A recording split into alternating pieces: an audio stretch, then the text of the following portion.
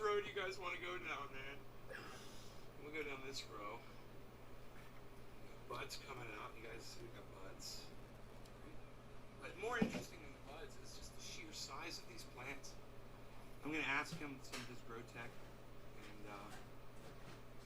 we'll talk about bug control, and we'll talk about nutrient, you know, what he does as far as what's in the dirt. You know, he's got these giant holes in the ground. Look at the holes. He doesn't even need raised beds, guys. It's all in a hole. It's like almost as far as the eye can see, and he's totally legal. You know, they make you put a fence around. You've got, and even though he's on his own private, nobody can see this from anywhere. He still has to abide, and he does. He does. But, you guys might get a kick out of these trees here. Now that's obnoxious. That's higher than 15 feet. That's crazy. That's closer. Jeez Louise, bro. These trees are so tall, I can't even. I'm gonna make another video of me and the other side. Maybe he'll come out here and I'm lost. I'm lost. This reminds me of The Shining, bro. Wow.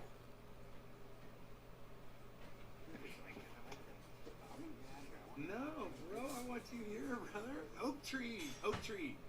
There he is. Now, I want to show you in relation to the size of these. Yeah, all right. And how tall are you?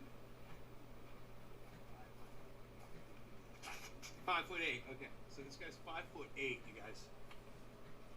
I can't even get far enough back. Oh, there we go. To get it all in the shot, I have to walk back so far. Oh my goodness gracious. Wow. Oak tree. Oh yeah, what all are you, what are the strains?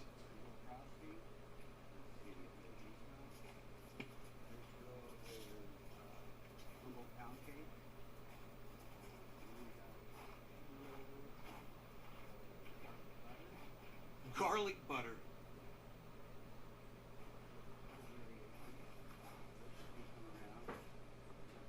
What was the second strain you said? I forgot. It was something frosting. Oh. Garlic butter. Okay. Emerald Fire OG.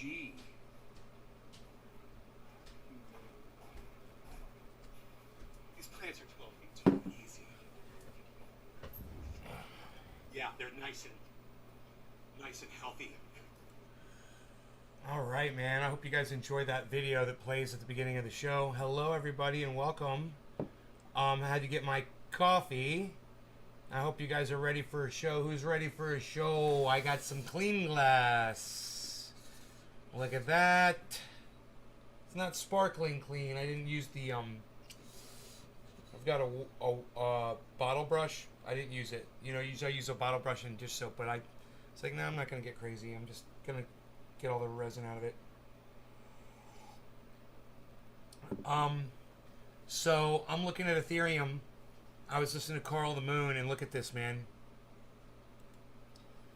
That's Ethereum, guys. And I got it when it was way lower than that. So,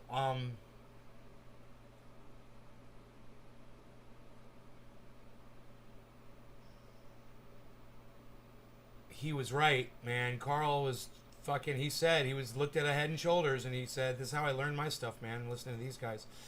He said this was going to happen about 2 hours ago. And I just pulled all this money out of Bitcoin, you know? And I don't want it sitting out in the bank, really. I wanted to pull it out of Bitcoin because I wanted to make some profit off of Bitcoin. Well, Ethereum's on its way up, and if you buy in now, it should hit what he's assuming is going to go all the way up to, he said over $4,000. It's at 37.8 right now. It's almost at 3,800. As soon as it hits 3,800, I'm in total profit on it. on what my purchase that I made today. So it's at $37.89.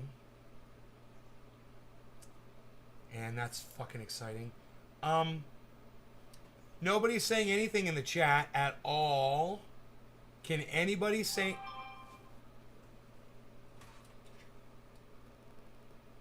Can anybody say anything in the chat at all? Anyone? Besides Debbie and Nick that said hello like 5 minutes ago?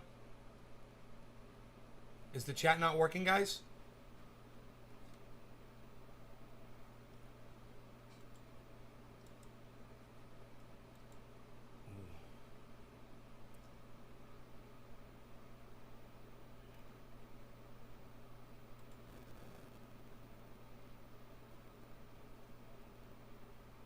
Hey, oh, hey, Nick, JJ Bradshaw, hey, Monique, hey, no, just got here, hey, Lisa, hey, please do not lol, hey, please do not lol, what's up?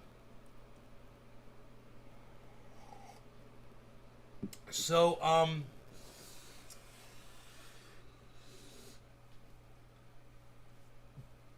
hi, Debbie, good. So, we'll keep our eye on that Ethereum. It just peaked and started headed back downwards right here. I'm not even looking at Bitcoin. Isn't that funny? Look at what Bitcoin just did. Bitcoin's just dumping, and I got out of it. You know, I got my little thing that I want to play with out of it, and now I'm going to take that, put it in Ethereum. Not all of it, good part of it. See if I can ride that one up a little bit. We'll see. You know, doing a little trading, a little day trading today. I was like, hey man, I wonder if I could make some trades and make some money. We'll see. You know, I'm actually going to try to do it. Finally. I think I'm ready. No staking. You know, just straight up.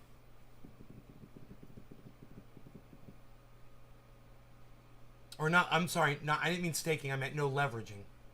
No leveraging.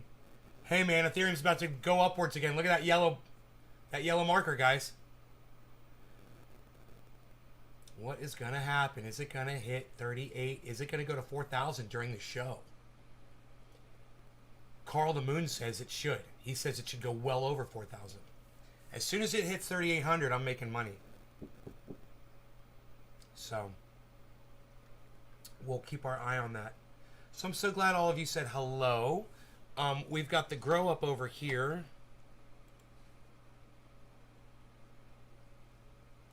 Right there. Keep our eye on that. I went down there earlier and checked the trikes. There are no amber trikes in that fucking grow, and there are no exploded trichome heads either. So as soon as I look and I start seeing trichome heads exploding, they're coming down.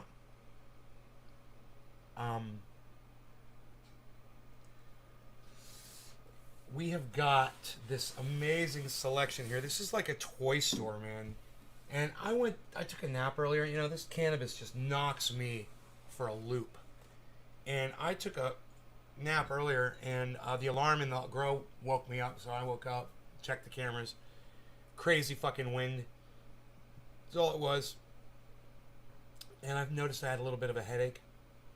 It wasn't really a headache. It was just kind of the start of one. So I went back to sleep. I woke up again. And it was still kind of there, so I took 2 Advil. And it's almost like I feel like I'm in a fog from the cannabis.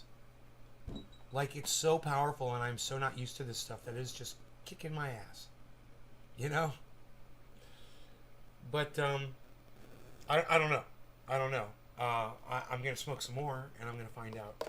So, I'm going to open these and let them air out a little bit, smell them. Oh, they're getting so much better. This one, just let it breathe. This one can be closed right back up again. That is there. That is plant number 6, the wedding cake. Plant number 5 here.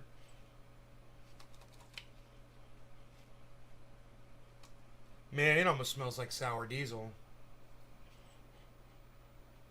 Let that breathe a little bit. I'd say that's good enough to cover back up. Okay, plant number 4 is that severe purple plant.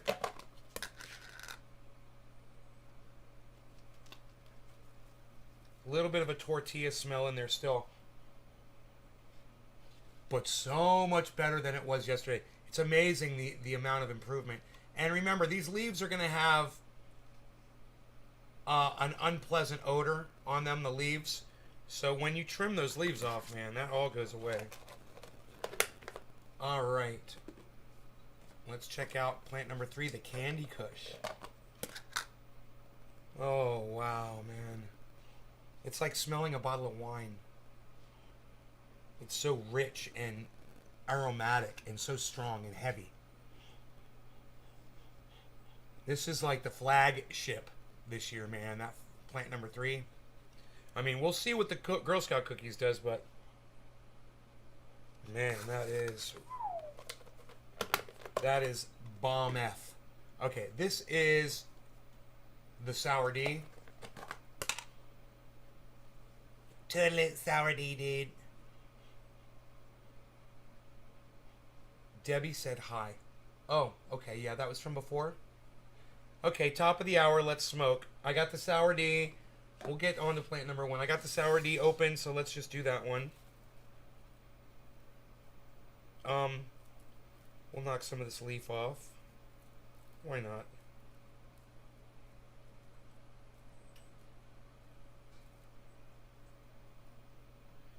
There's a hair on there. I can see it. I saw a freaking hair. Where'd it go? Maybe it fell off.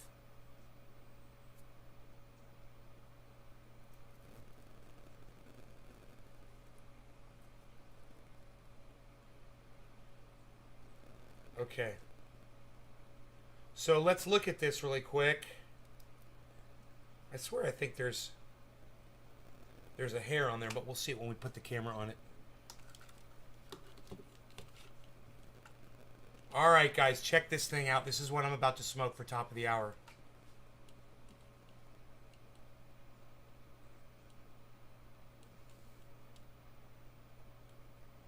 Wait.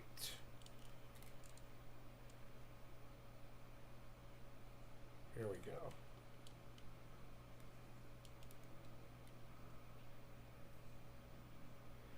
That's my top of the hour smoke, guys. That's what's going down right now. What do you guys think? Rank that in the chat, 1 to 10, 10 being the best. What would you give this out of 1 to 10, you guys? 1 out of 10. A 10 out of, what would you give it? Out of 10, what do you give it?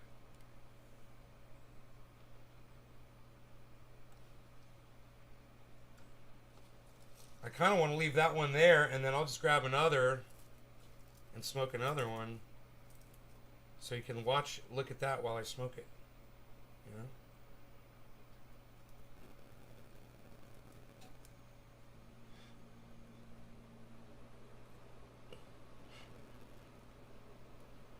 Nine and a half. Wow, thanks, buddy. That's good. 8. Right on. Oh, boy. So that's the Sour D. Here we go. No law regarding cannabis. Cannabis isn't business for all. And let me say hello, JJ. Hello, Billy. Cheers to both of you. Cheers, everybody.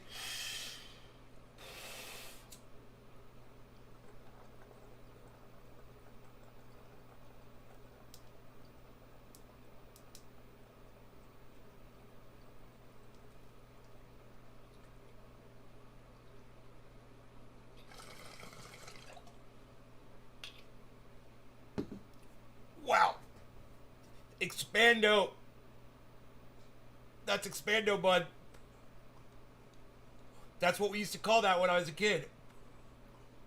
Adam Benson. Man, it expands inside your lungs.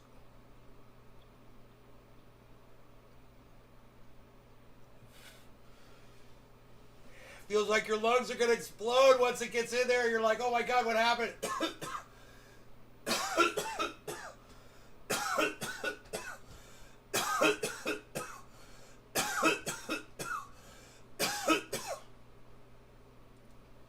So Deasley, so powerful. I'm so fucking racy high. Oh my God.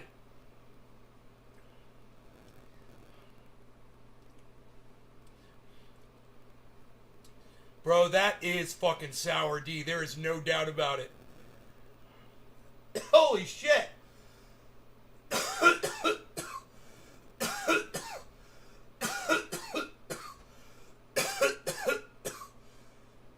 If I remember correctly, that's the kind of shit that Mark likes. I think he likes the fuely strains.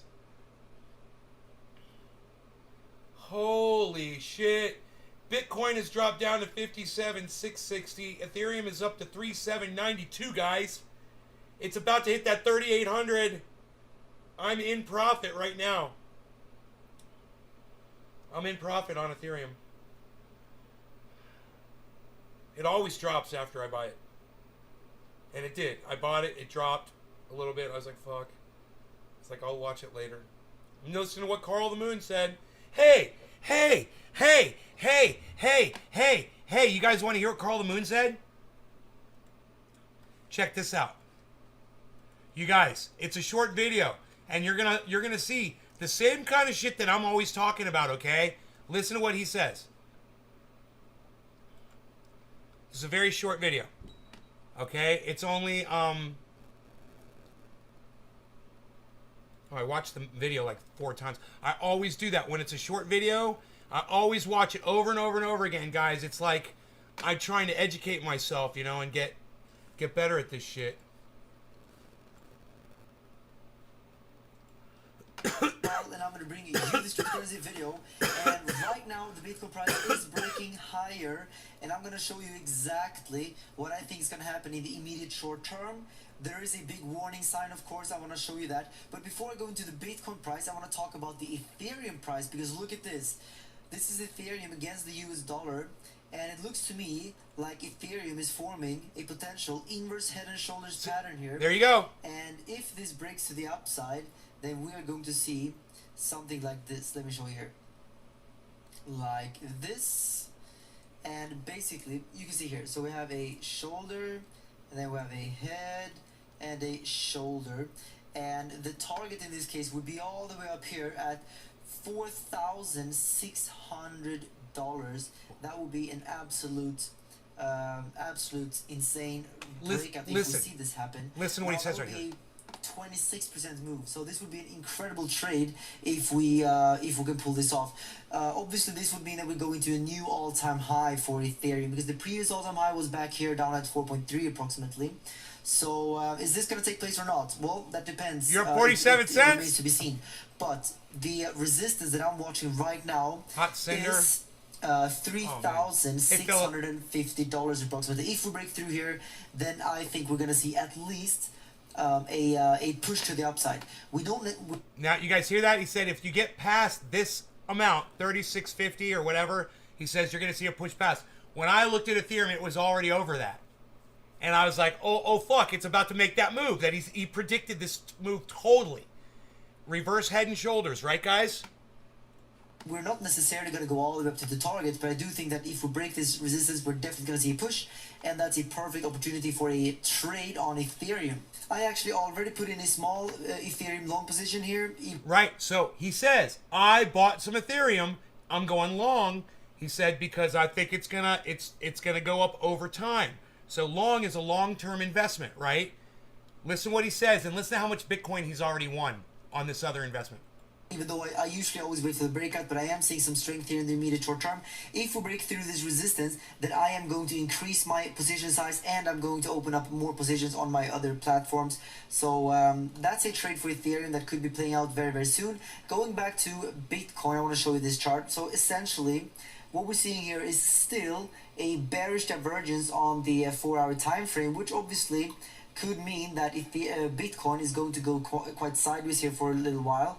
And as I'm recording this, Bitcoin is literally right now testing this white resistance at 58.3K. It's at 57.6 and I showed you yesterday now. how important this level is, because if we zoom out, you can see that we saw some resistance right there. That's basically when I sold. This is an incredibly important level, and the fact that we're in this big rising wedge, running into some resistance, means that this could be a good place to take some profits off of our long positions, because we could see this scenario play out where we come back down like this, But like I said yesterday, even if we do see this come down here, we're still bullish because we're still in an uptrend. We have higher lows, higher highs. We are clearly in a Bitcoin bull trend here. That is very, very clear to me right now. And if we do break above 58k, then I think that could be a fantastic place to potentially put in another long position.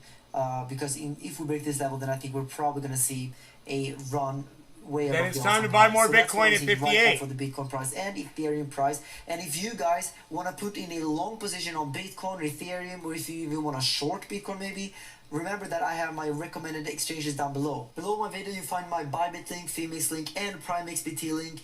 And you can see here that you can get huge bonuses for signing up and using my links. On Prime XBT, you get a 50% deposit bonus if you use my voucher code. But this is only for experienced traders. My Phoenix position is right now 380% in profits. My Prime XBT position is right now almost 4 Bitcoin in pure profits. Dude, this kid just made $200,000. $240,000, something like that. Like that. He just made $250,000, guys. Profit. On a long trade. He just made $250,000. And he says it, and it's like it doesn't even register with him. Listen to him say it again. Profits. My Prime XBT position is right now almost 4 Bitcoin in pure profits. And over on Bybit, I have right now opened up a Ethereum long position, $200,000, and I have my Bitcoin position, $300,000, and I have another Bitcoin position worth $400,000 over on my other Bybit account. And now he plays with money like most of us play with our dicks. So, who is this? I follow another YouTuber who said the exact same thing this morning. Yeah, you should follow a bunch of different YouTubers and get as much different advice from as many different people as you can. Get as many sources as you can. I like Crypto Lark. I like Benson Crypto. There's some other ones that I like. I'm watching... I'm getting a lot out of Stansberry Investing, or whatever the name of that channel is, man. I fucking subscribed to it today because I really like her interviews. Now I want to know about your positions. How much are you... Yeah, I don't have any positions, man. I'm basically just... Ain't no action going on over here. I'm long on everything. Long-term investment. There's no excitement. But today was exciting. Today I tried it. I tried my hand, and I'm still waiting to find out what the results are going to be from my trade, but I already made profit off of one of them, and now I'm waiting to see what the second one's going to do, and I'm taking his word on it. But, there's another website, it's another YouTube channel, it's called Raishiz Crypto, and I love it. It's Raishiz, I believe. Crypto Maniac. Well, not if you open it up, Billy. Why don't you open up that channel? Crypto Maniac. So this is Carl the Moon. So if you type in the Moon, you might not find it. If you type in the Moon Crypto, his channel will come up. It's just called the Moon, but his name is Carl. And man, when I'm looking to spend or pull money out or spend some money on crypto, I will go right to his channel and see what Bitcoin, what Ethereum is doing. He does really good analysis.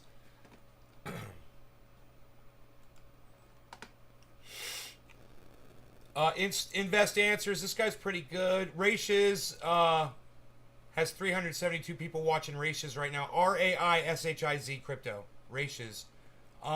Let's look at Raishiz. I want to pull up. Raishiz is always on. Let's go to inside this guy right here. Answers. Invest Answers. He does a live stream.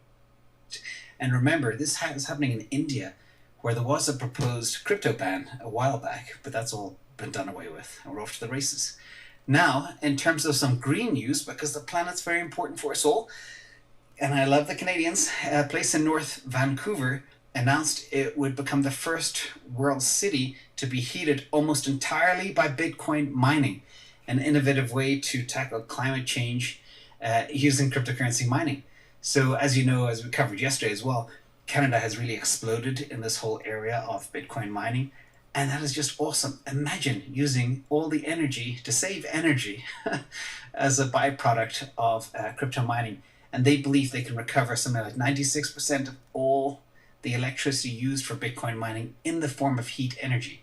So that's an awesome win. But we have some other kind of climate news. And the reason I'm covering this, this Guardian article was a little bit alarmist again. Thank you, Sanjay, for sending it.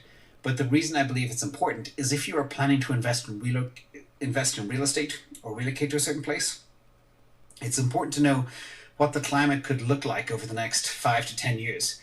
And these are some indications of what it could look like based on global warming. So let's look at a few little maps real quick. There'll only be a few seconds, so I'm not a climate change denier or anything like that. I'm just saying from an investment perspective, if you're planning to move to somewhere like Dallas, Texas, the heat could be excruciating. Parts of Florida, parts of Cuba, parts of Mexico, Southern California, really hot in the future. Let's look at, what is this? Asia, Russia. You can see the biggest problems here. Again, India can get super hot. Thailand, Singapore, Malaysia, parts of the Middle East. This means that basically temperatures could be at 40 Celsius, 45 Celsius, 50 Celsius, which is unbearable heat to live in if you don't have air conditioning. Let's see what else. Climate change. This is funny. Europe. Everything's fine in Europe. It's not going to get hot, with the exception of a couple of hot spots in Spain. And finally, what do we have? Australia and Oceania. Obviously, Darwin and Cairns in the Northern Territories will be brutally hot. They already are, but they're going to become unbearable. So if you're planning to move or buy real estate in any of those places, be careful. They may be uninhabitable in 10, 15 years or so. So not being alarmist, just, keep your investment mind on. So a big thank you to everybody. I'm going to open this up to some Q&A right now, and I hope everybody's having a happy Thursday. Let me pop up these questions. A big thank you to the moderators in the chat and K8 and everybody else. And yesterday I had some hard questions. I was spending way too much time on them, so hopefully they are easier today. X-Ray Vision 1. Is it possible to show a screenshot of the questions you received during the Q&A? So it's easier to follow along. Unfortunately, we don't have a way to do that yet. But I will read each question carefully as we do that. So thank you for that. There is a way of pulling the super chats in, but it's hard to get rid of them when they're in there. But I'll make sure I'm much clearer when I enunciate the actual questions. From Luke Broyles, possible that the 2 million coins and exchanges liquid will be the only supply ever? Perhaps will never be many more left beyond that, if no bear. Thoughts? So the number on the exchanges, yes, it's dwindling, and some people that have their coins on the exchanges will not be selling. I have some in cold storage. I have some on the exchanges, so I don't plan on selling, but I do kind of move them around. I think if the price is right, as they always say, there's always a price for everything. Yeah. If the price really goes up, more coins will go in the exchange. We've seen that in the past. We saw that in 2017, 2018. When prices shoot up, whales bring their coins on and then sell them. So I wouldn't be too concerned. But the point is, if there are more MicroStrategy type organizations or Teslas, when they buy Bitcoin, they buy it to hold it, and they own big chunks. In fact, I heard Tesla already made $1 billion from their investment. So it's got more than job, 250,000 subscribers. But again, if the price goes up crazy, there'll always be a seller, as they say. Max Quirrell. It's Max from Canada. If I had capital to buy another Bitcoin, should I buy a whole coin or use that money for multiple antiminers? What would the benefit my wallet be long term? So somebody actually had a mining machine, and they could calculate they could make a couple of dollars. Bitcoin's down to 57.3. You just have to, depending on the type of version of Antminer, some of the new ones are 3 times more efficient. Ethereum is down to 37.7. How much your electricity costs, how much your opportunity cost of your time is, and people don't actually calculate that. So the average person, in my opinion, their time is worth at least $50 an hour to $100 an hour. If you are spending 6 to 10 hours a week, which is the required time to mine, say 6 times 60, it's $360. If you're not making, after your expenses and your equipment and your electricity, if you're not making way more than $500 a week, you shouldn't do it. So think about that. But if you have the time and the passion, then go for it. Otherwise, I would just buy Bitcoin. The appreciation is easier. MT, I've heard you say before that you would sell Ethereum, but your cost basis prevents it. If your cost basis in ETH was 2,000, would you sell, even with short-term capital gains? Maybe, yes.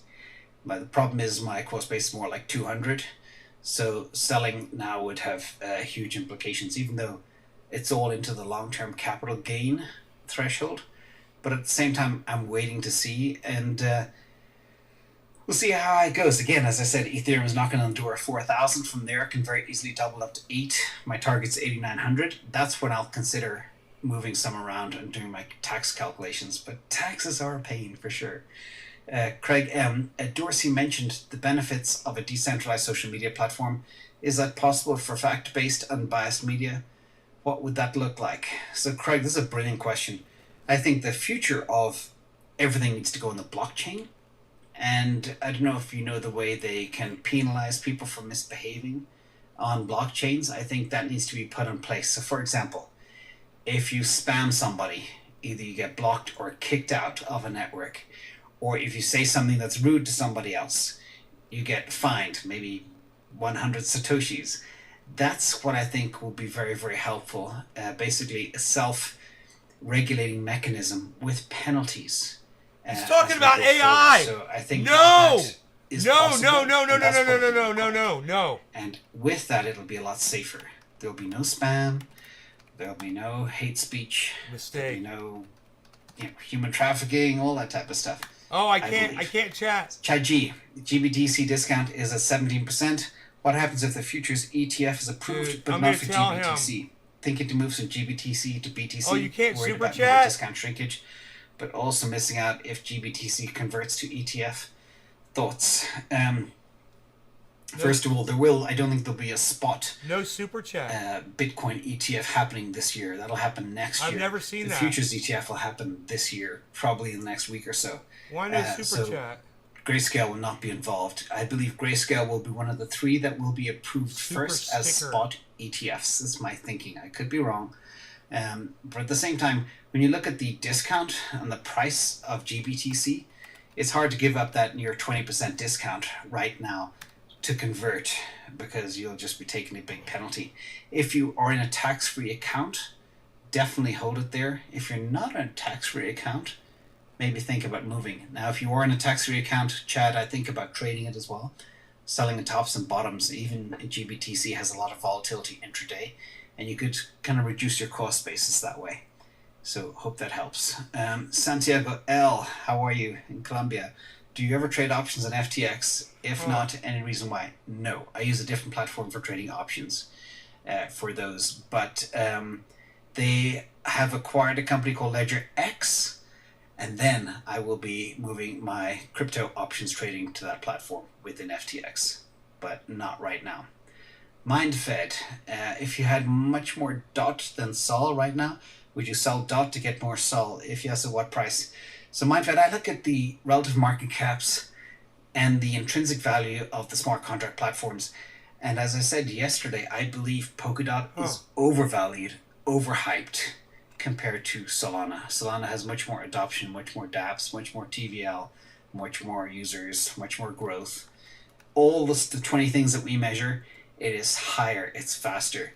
Now, the crown jewel that Polkadot has, though, is the fact that if people will start buying the token for the auctions, it could drive more price.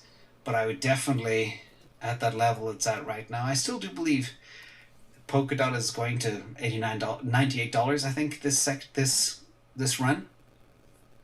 But I think Solana could go higher. So maybe shave some off. My Polkadot position is about a 30th the size of my Solana position. but I've been going kind of all in on Solana. I'm putting my money where my mouth I can't is. believe Super Chat's turned And on. we'll see next year if I'm right or wrong. So I hope that helps.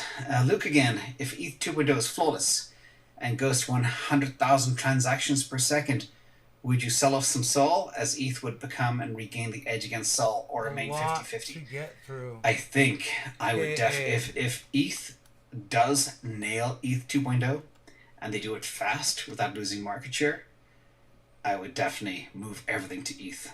Absolutely. I'm all about which platform is best, which platform has most network effects, scalability, kind of the trilemma of security, speed, decentralization, cost, all that type of stuff. That's what I would do for sure. Yeah. Gidan Charlie. Whatever, dude. No Super Chats. That's lame. I don't know where he's getting his questions from. I don't know where he's answering, where he's looking at getting those questions from people.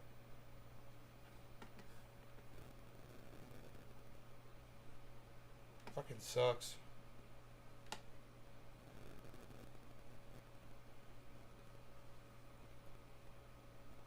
Ooh, Ethereum has gone down and it's at 37.75. And Bitcoin is way down 57.275.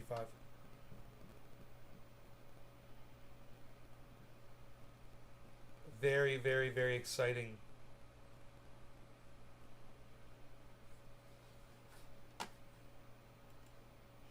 I'm going to watch the secular talk. Let me check this thing out right here. So, One America News is one of the most right-wing outlets in the country. So, of course, you have, whatever sort of white nationalist outlets that might exist on the dark web that maybe have attracted some fans. But outside of that, you have Newsmax and One America News Network compete all the time to see who can be the most crazy. Well, it appears like we have a winner because if there's any lines that you can't cross, this segment, cross that line. Take a look. And when all the dust settles from the audit in Arizona and the potential audits in Georgia, Michigan, Pennsylvania, Nevada, and Wisconsin, what happens to all these people who were responsible for overthrowing the election? What? Oh my god, what a dumb fuck. Can you believe these people, they call themselves news? And they got this fucking dumb fuck on their news station just spouting straight bullshit lies right to your face. What a dumbass. What an idiot. What are the consequences for traitors who meddled with our sacred democratic process and tried to... Oh, you mean like the way Donald Trump contacted those election people in Georgia and tried to have them find votes that weren't there? Oh, yeah, man. What do we do about those traitors?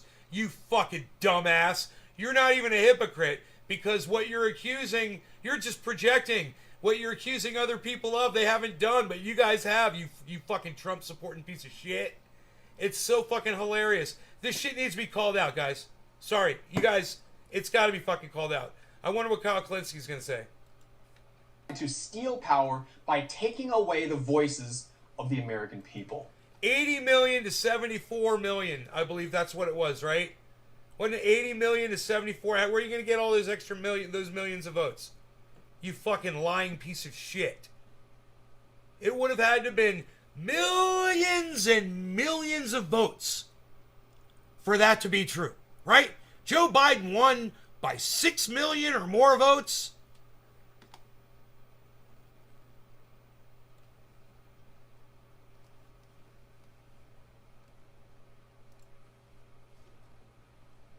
Hey, Steve. Hey, right, Philip? Right? Nice. Hey, nice one, man. What's up? What happens to them? Well, in the past, America had a very good solution for dealing with such traitors. Execution. What a douchebag. That is this close, even in a totally free speech country like our own with the First Amendment, that is this close to being illegal. Illegal. The only thing it's missing It's is inciting. to bring up a specific name. Right. So he's inciting violence. He's recommending those people need to be executed, and Kyle Klinsky is correct. Because a direct threat of violence is, we should kill these people, and here's who I'm talking about, here's the list. And then, of course, if you throw in to boot, here's where they live, here's where they work, whatever, then it's illegal. That's just flat out illegal.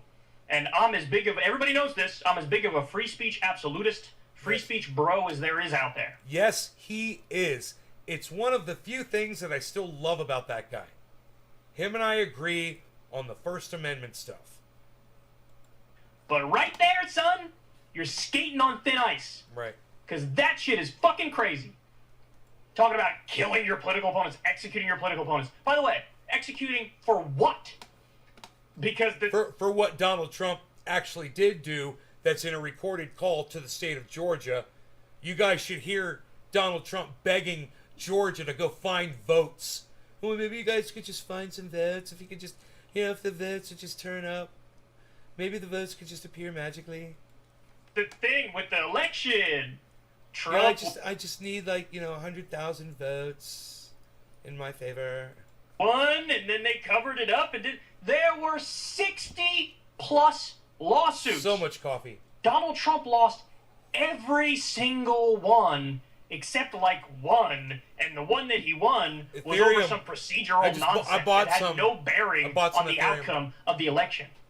These guys are so insane, they've gotten themselves to believe that Trump really won the election. It was really stolen from him by a half-dead zombie Biden. And, these people are traitors. Guys, just so you understand, in a lot of these cases that Trump lost about the election, they were Trump-appointed judges and other Republican-appointed judges. And they looked at the evidence and they laughed it out of the courtroom. Like, what are you talking about? There's no evidence of any of this shit. The conspiracy theories are bonkers. They say Maduro and Venezuela hacked some of the voting machines because the company had a connection with them or some shit, as if secretly Maduro runs the world. I mean, what a joke this is. Talk about, this is like Russiagate on steroids, the right-wing version of Russiagate. Some Q-spiracy Like, what are you shit. talking about? It's like all Q shit. And see, this is what happens. This is what happens. People believe insanity, and if you convince yourself it's real, if you truly believe Trump won the election, well, then what? Well, it's to storm the Capitol and break some windows. You guys, how many votes did Donald Trump win the election by? Okay, Google. How many votes did Joe Biden win the election by? Here are some results. Why can't you just say the number? Why can't Google just give me the number? I said how many votes did Trump win the election by? That's what I said. In their mind, that's like the least they could do. The least. That's like, we're just getting warmed up. We're just getting started. We haven't crossed any lines at all, given the severity of the crime. And you have this garbage network is feeding that. Can somebody give me the exact number of votes that Joe Biden won the election by how many votes? Can somebody look that up and let me know? They're feeding that frenzy. You got a bunch of people out there, a lot of people are seriously hurting and suffering. They don't have a job, or they don't have, that much money in the bank account, and they're on a steady diet of right-wing insanity, and maybe you throw some drugs in the mix, you throw a little bit of undiagnosed paranoid schizophrenia or PTSD or something of that nature, and somebody might do some shit. All because this jackass is out there saying, kill him, execute him. I just realized that Kyle Klinsky literally has a backdrop of a nightclub behind him. And there's people behind some tribal groovy backdrop, right? And they're dancing and shit, and he's on the mic. That's him on the mic in a nightclub, all cool and shit.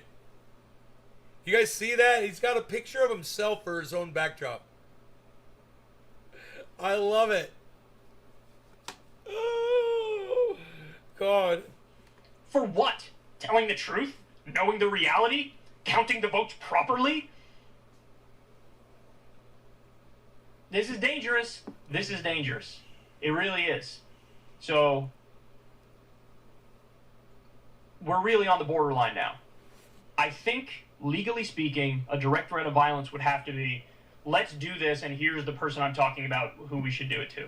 That would be illegal. Or here's who I think we should do it to, and here's where Philip, because you don't understand how public opinion works. See, when a president does stupid shit, like trying to run upstairs and falling over 3 times in a row, when he fucking pulls people out of Afghanistan and literally people fly off the wings of airplanes, the approval rating goes down. Philip Palazzolo, do you understand how approval ratings work? You know, you can't kind of see why they think it's stolen. And if you can, let me know. Let me know. Philip, let me know if you really think that you see that you can see why they think it's stolen. Let me know that, Philip. I want to know right now. All right, let me know. I'm kind of curious. I'm talking about sheer fucking numbers here, and I noticed you were one of all the other people who never went to tell me how many votes Joe Biden won the election by. I tell you what, Philip, why don't you go look it up? You come back in here and tell me how many millions of votes Joe Biden won the election by. Go ahead. Go Google that shit. You know, show me you can't find it.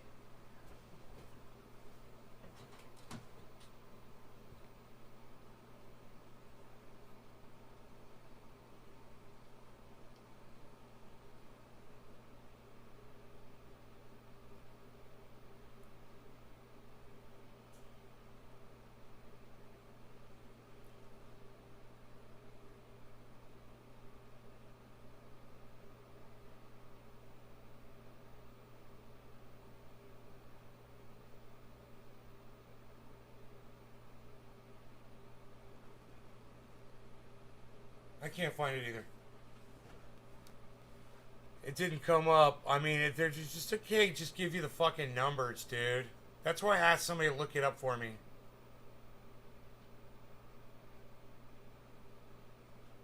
Turnout record: 156 million people voted. Joe Biden got 80 million votes. So what's 80 million minus? What's 156 minus 80 million? There you go. Here, let's do it that way.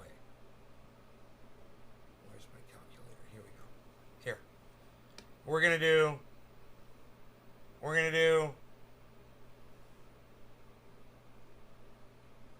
156 minus 80.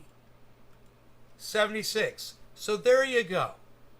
So roughly, I know Joe Biden got 80 million votes. There is a difference of at least 4 million fucking votes.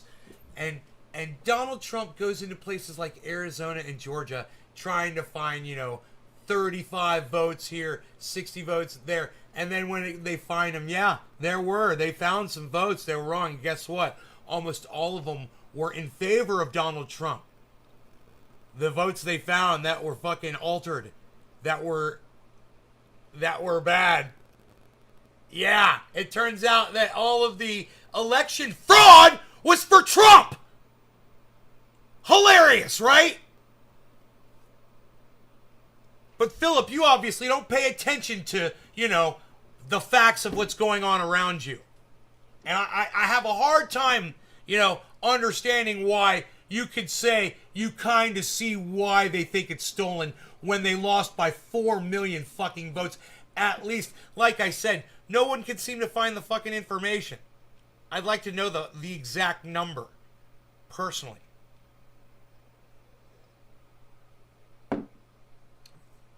Why is that so hard to find on, anywhere on the internet?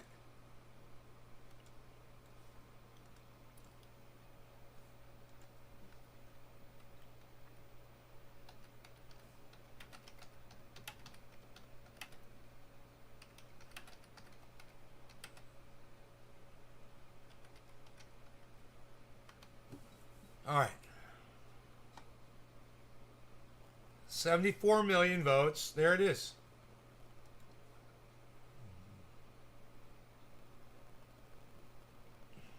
USA Today.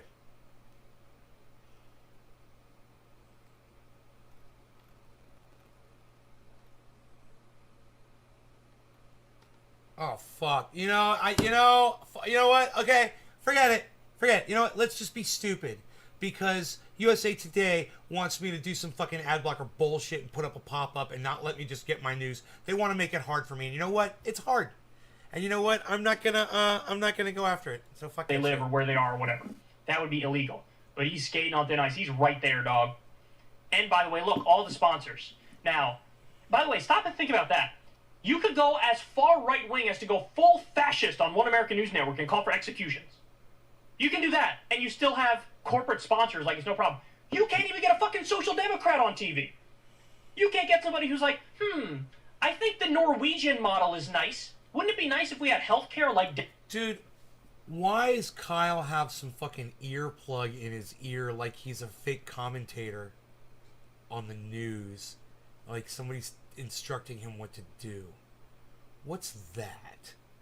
What's Kyle listening to? Himself? His little in-ear, little monitor with a little thing like he's a little fucking agent. You guys see that shit? What's that? What is that? What is that, Kyle? What is that? What is that, Kyle? Kyle, will you tell all of us, please? Exactly. I'm just kind of wondering. What the fuck? Come on. Why won't it do it? Show it. Here, wait. Let me try something here. Damn it. Refresh. Damn it. Refresh. Damn it. Refresh. Was nice. Wouldn't it be nice? Oh, there it is. Now, there it is. Okay, hold on. Hey, Kyle. Yeah, because everybody needs a hearing aid when they're doing a goddamn podcast by themselves. Right, Fatty? Kyle, why are you wearing that on your ear while you podcast, bro? What are you doing? Oh, well, when we went on Rising, we all wore them, and they work really good. Yeah, because you're talking to a producer. Oh, you got a producer now, Kyle? Kyle's got someone that's, while he does his little 6-minute segment, he's got someone there helping him get through his 6-minute segment. Okay, he's got a producer. He's got somebody producing for him. He's got a producer phone in his ear. He's got a producer plug. Model is nice. Wouldn't it be nice if we had healthcare like Denmark? Whoa. Get this person off TV. They're crazy. They want everybody to have healthcare and high wages and paid time off. Ridiculous. But you can go on and go full fascist and say, we should execute our political opponents. And the advertisers are like, oh, yawn. This is nothing. We're used to seeing this. So look at the problem with the Overton window. It skews way far right.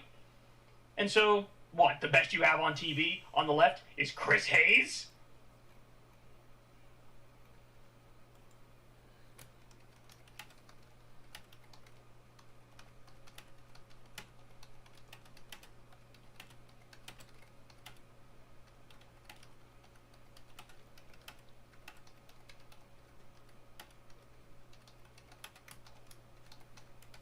I said, did your producer have much to say in your ear during the 6-minute segment, Kyle?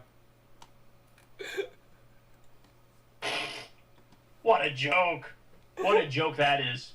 So, anyway, shame on One American News Network. Shame on Newsmax. This stuff is absolutely out there. Especially when we just had January 6th and we had a frenzied, insane political movement to allow them to just feed Hey, this. Silver, what's up? It's totally fine. Is there literally nothing that would make the network go, you know what, too far, reel it in a little bit, fire the guy, or whatever? Is there nothing? Or does he have to give the name and the address too? Unfortunately, my guess is, I don't think they'd even act if he did that. There's his little nightclub backdrop. Oh, yeah, and of course his little picture with his little girlfriend. Hi, thanks so much for watching. Can you imagine having to listen to that? Okay, Kyle, a little bit more to the left. There you go. Yeah, Kyle, that's it. Yeah, Kyle, that's it. Thanks so much, Kyle. Yeah, I'm getting there, Kyle. Thanks so much.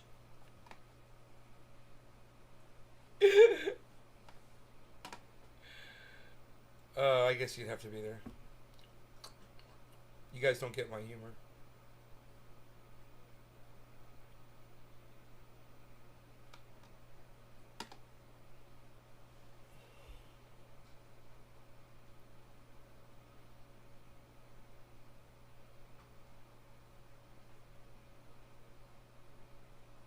Bitcoin's gone up a little bit. Ethereum is bopping. It's idling. 37.87. Right about where I purchased it at. They got me at, it said 37.60 and they got me at 37.90. That fucking goddamn, the exchange, they fuck with you. I'm gonna look into purchasing from a different thing. I've got different options. I just haven't investigated them yet. Tried purchases from different places to see who's got the lowest fees. I'm thinking, Russell Brand says, when you think Big Pharma couldn't sink any lower. No surprise there. Okay, let's move on.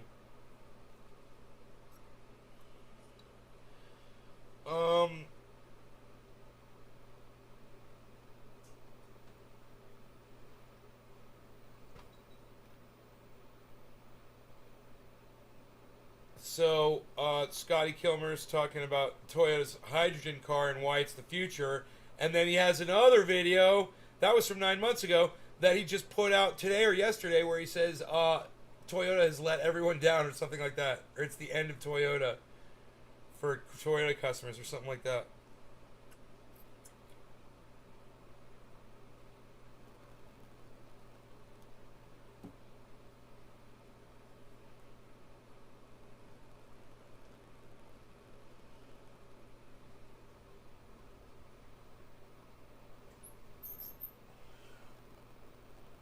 Bitcoin's up to 57.4, guys. Bitcoin's rallying upwards, and so is Ethereum. Here we go. Here we go. Here we go. Whoa, whoa, whoa, whoa. So we've got activity. We've got action. Let's see what is up. What's up? What's up? What's up? What's up? What's up? What's up? What is going on here, folks?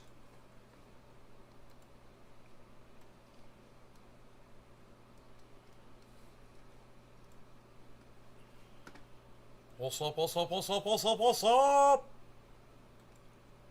What is up, what is up, what is up, what is up? Where am I at? Psst.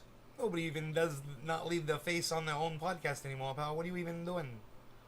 What are you even doing? Don't you even have this set up already somewhere else, pal, where you could just go like this? Psh, unreal. You could have just done that. You could do this, and then you could do that, and then you could do that, and then you could do this. What are you, showing your backup drive? Nobody's even showing their backup drive anymore, pal. What are you doing? Showing where all your trendy videos are located? You're going to show them the secret location of your trendy video backups? Psh, unreal, pal. Don't even do that. Psh, nobody's doing it like that anymore. What are you doing? What are you, zoomed in? Nobody's zoomed in anymore, pal. You better zoom that out. Psh. Nobody's even zooming in and out anymore, pal. Look at you. What are you gonna zoom, and a boom, boom? Nobody's even zooming, and a boom, booming anymore, pal. What are you doing? Nobody's even doing it. What is the kitty cat walking outside? Psst. Unreal. Kitty cats don't even do it like that anymore, pal. What, do you got some covfefe there left? Psst. Unreal. Nobody's even doing it. Dave C. Fishing. Nobody's even doing it like Dave C. Fishing anymore, pal. Psh, unreal.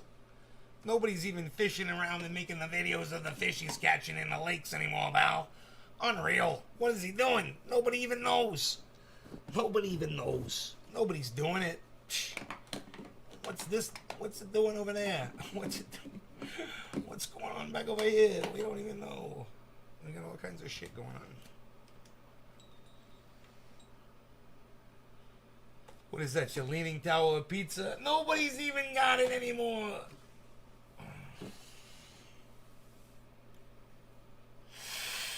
Ooh, the this coffee smells good. I just like to take that in. Like walking through the airport. Full of coffee smell.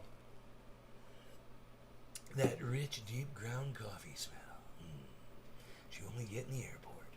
ERN is kicking some fucking ass. Earn. Holy shit, it's been up all day. H bars underneath it. Even Sushi Swap is doing good. Zen, H bar, Earn, you know, all the ones that remember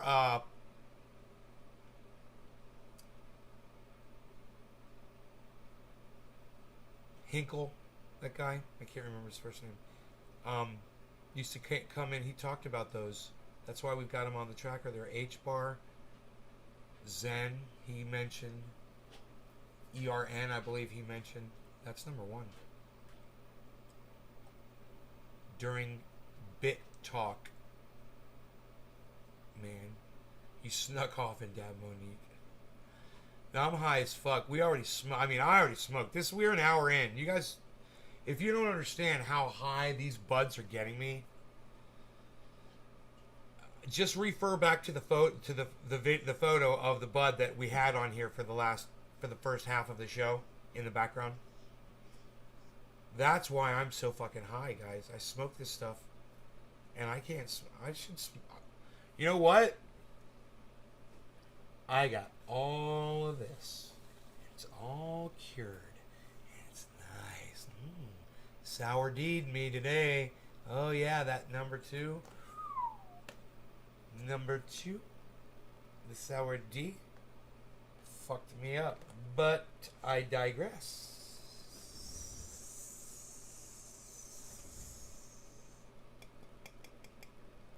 What? What, son? Nobody's even what sunning me anymore, though. Is it the orange bud alarm? I love the orange bud alarm. Listen. He's doing it. Orange bud alert. Orange bud alert. Intruder alert. Intruder alert. Pew, pew, pew, pew, pew. Intruder alert. Pew, pew, pew, pew, pew. Pew, pew, pew, pew. Hey, nobody's not even being able to do that anymore, pal. What are you not doing there? There you go. Okay.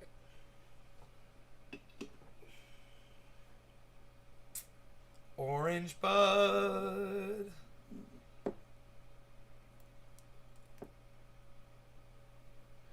I'm going back to the orange bud just so I can smoke with y'all.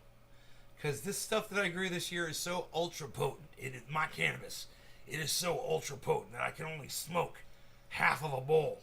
And if I smoke more than half a bowl, I become so high that I can literally communicate with interdimensional shape-shifting reptilian aliens that are literally coming through the cannabis smoke out of our bongs. And let me tell you something else. When you're smoking a doobie and you see the smoke trailing in, that's how they get your thoughts. They suck it right out of your brain. And let me tell you something. The more mundane, the more desirable the thought.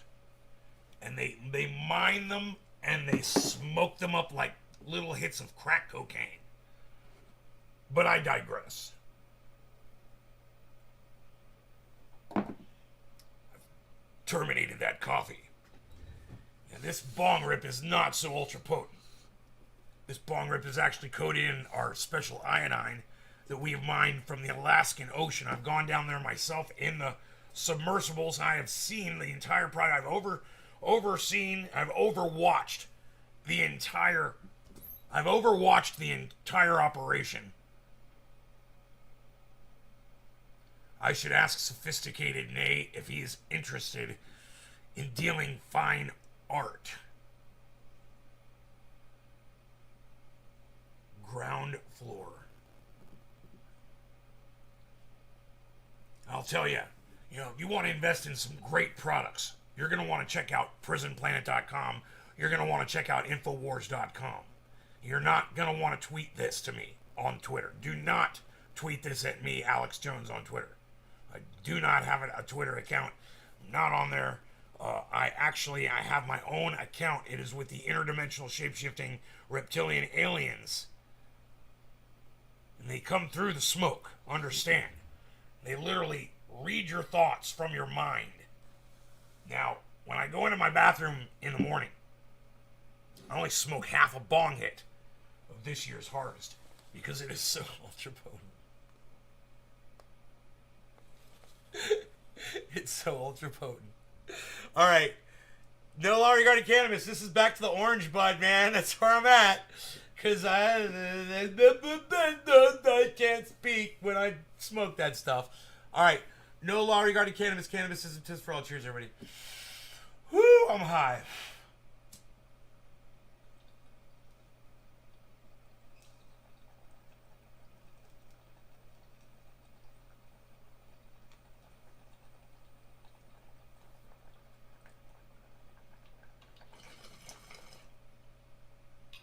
Yeah, that's better.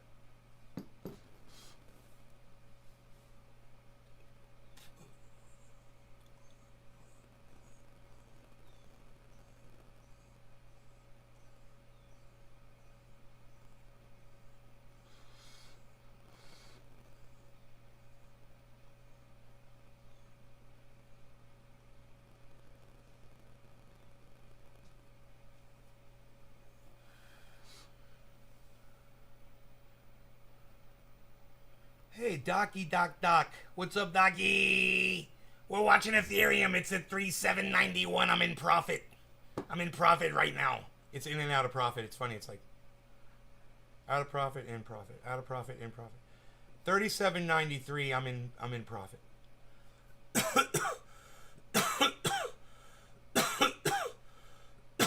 Because when that's at 3760, that's when I bought it. So it's supposed to go over 4,000. And I'm going to see if I can make some money.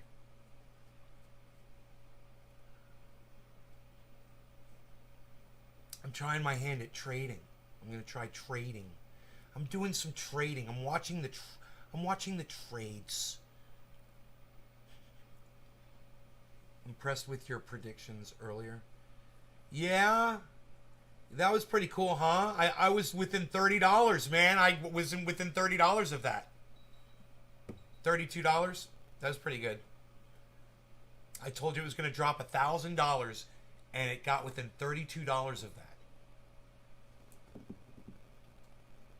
What I forgot to factor in was that it should have been a little bit less anyway, because it was a tapering off of a pattern. And I forgot to really factor that in. I thought it was going to be a duplicate, but it's more of an echo, which is weaker, you know.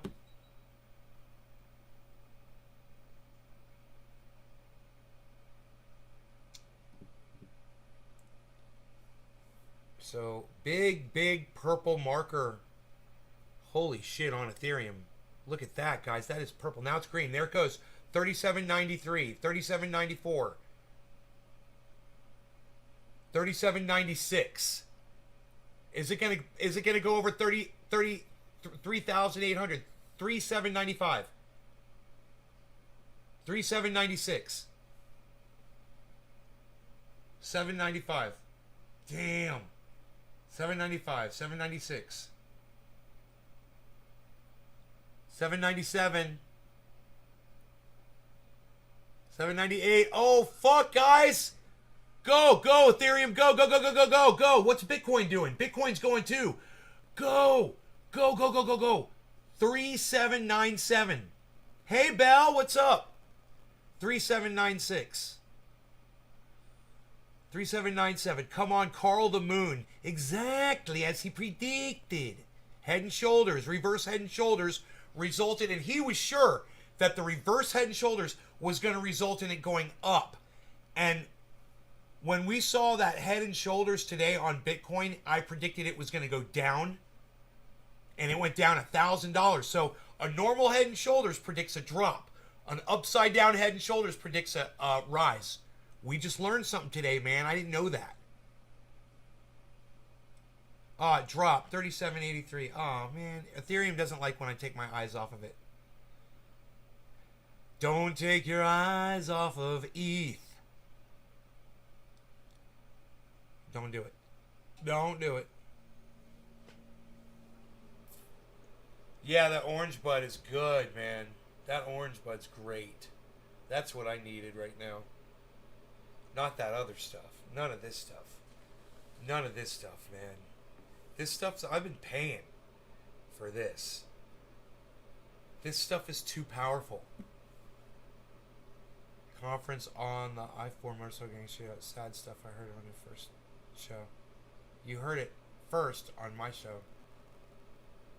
Yeah, so she's dead now, huh? The girl's dead? The guy that gets shot in the back, did he live? Bell says, sing me a tune. Just saw the Doobie Brothers. Epic. Yeah, they're pretty epic.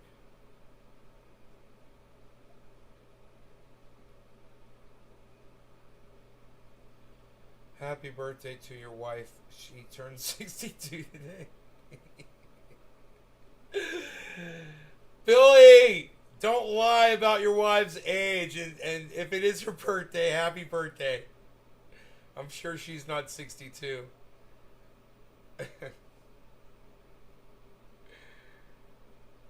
50th anniversary. Doobie Brothers 50th anniversary.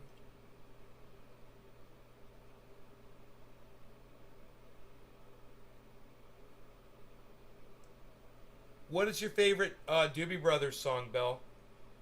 She's still in ICU, but not expected to live. The guy survived.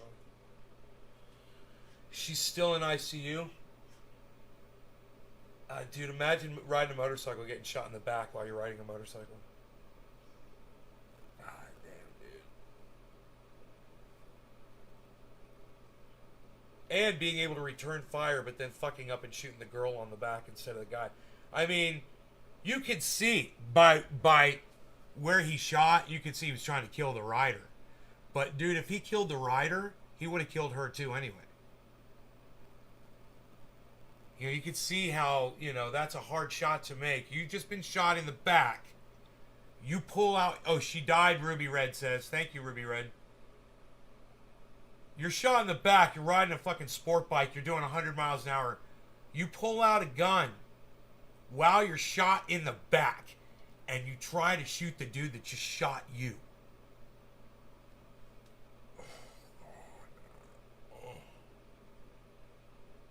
He almost got the dude. He was just off. He was off probably by less than 12 inches. You know? If he had just led that bullet by a degree, he would have got that motherfucker. You know, and a little bit lower and got him here, you know? Always do that. You remember that little... This is telling you. Very... So someone's got a motorcycle helmet on. That's what's up. No words. No words.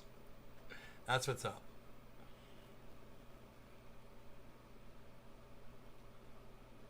South City Midnight Lady. I've never even heard that song, Belle. I can't believe that, man. It's crazy that shit happened. These fucking kids today are just stupid. There's no reason to do this, man. They said, basically, the police said that they were kind of, you know, acting out shit that they'd seen in movies. And, you know, there's no reason.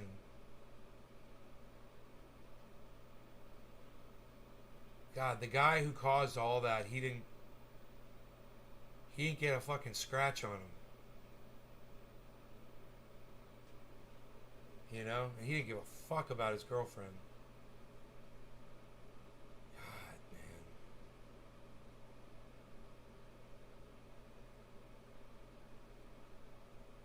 That's some crazy shit. Fucking Orlando, Florida. It's becoming a goddamn Thunderdome. And let me tell you something about that area, that strip of Interstate 4. It runs from Tampa to Daytona and goes right through the heart of downtown Orlando. Right past where the arena is and the courthouse, everything. There's fucking pigs everywhere. Ask Adam B. Ask Dave Campione Fishing. Ask anyone that lives along that. Ask Doc. Ask Doc Hollandaisy. Doc, how many pigs do you see every day, bro, when you're out on the road? How many pigs do you see out there? These guys are psychotic. Even for just carrying guns on them illegally and riding and breaking the law. Dude, if you're doing 100 miles an hour, right, Dave?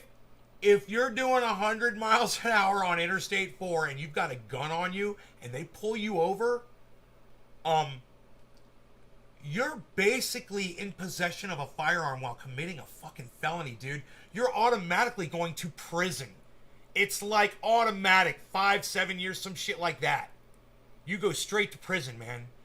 They've got this thing in Florida. They are so fucking strict. So I can't believe these guys choose to do this in the state of Florida, knowing how strict it is over there. Oh, man. And there's just so many police out there in Florida. You really want to purchase it? Bell. Yeah. Right. Bell, go on to Twitter and send me your address and I'll send you some. No, I'm not going to private message you.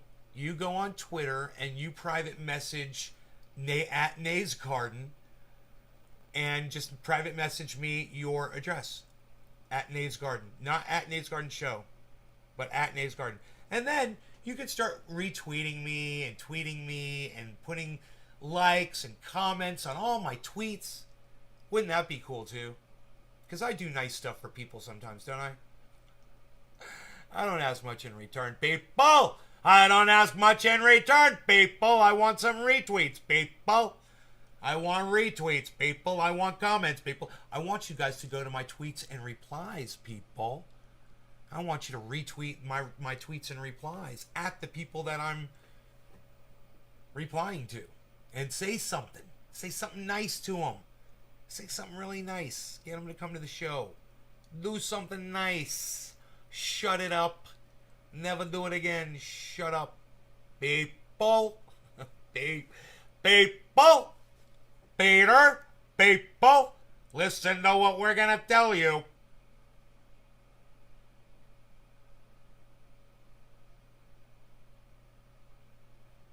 Lost all my tech. Just not a Twitter man. You guys don't have to be Twitter man. Be a Nays Garden person. Ray Fresh. Be a gardener. You don't have to be a Twitter person. Be a gardener over on Twitter, but you be a gardener.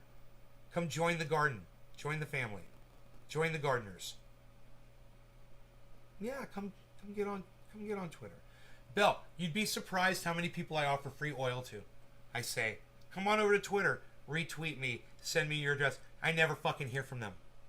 You'd be surprised. I'm like, man, you know, as all the good shit that I've heard about this stuff, as much good shit as I've heard about it, I'd say it's freaking crazy, especially when all you have to do is go on Twitter and type in hashtag triage oil and read what all the nice things that people have said over the years about it.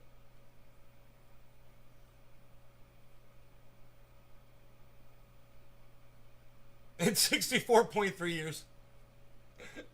Right on, Billy. You'll pay me? Yeah, you try rubbing it into his head, see if it helps. Some people claim it does help with migraines. So, no promises.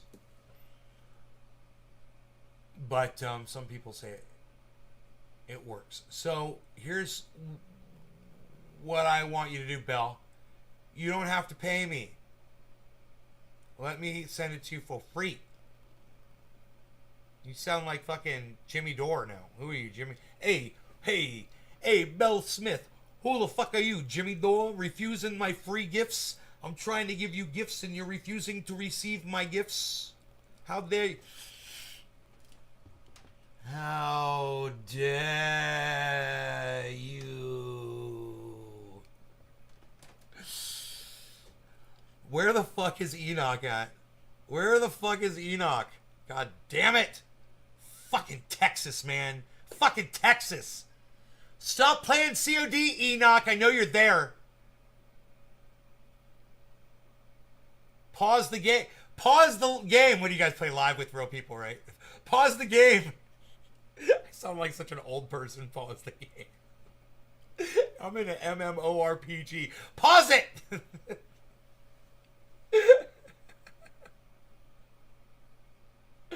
Pause the server. You pause the server, Enoch, and you goddamn come in here and talk to me.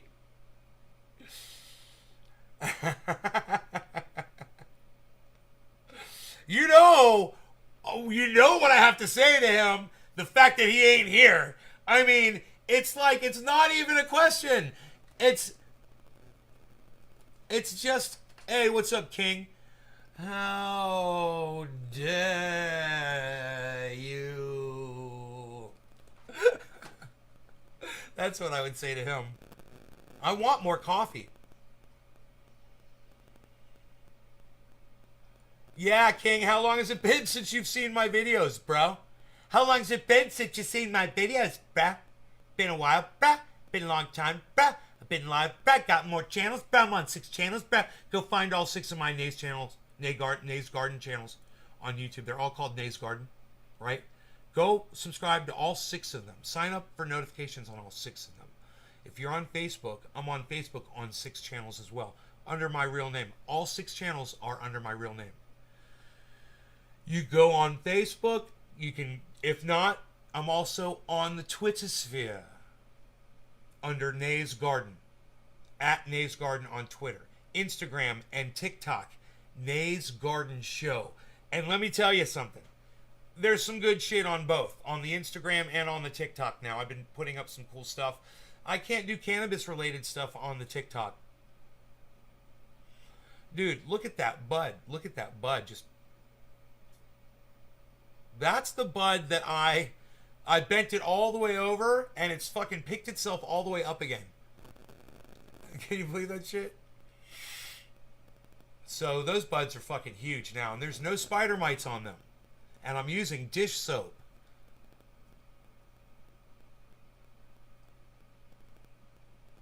I always forget the name of the dish soap. Dawn dish soap. TikTok sucks. I know. TikTok sucks. You know what? There's a few of us that are putting up normal content, not just people dancing and doing stupid shit. Some of us are putting up normal content. You can do up to 3-minute videos. You know, this 15 seconds of someone dancing is not why I go to TikTok. Graham Elwood does excellent shit. Ron Placone putting up excellent shit. Billy Ballantyne is putting up excellent shit. You know, check out Hill_D DEEEE or DEEE. Is it 3 E's? I can't remember now. Hill _D. She's great. Not dancing shit. And she's got funny shit too. Oh yeah, King. He died, bro. His wife died. And then 2 years later, he died. We lost him, bro. We lost a good one.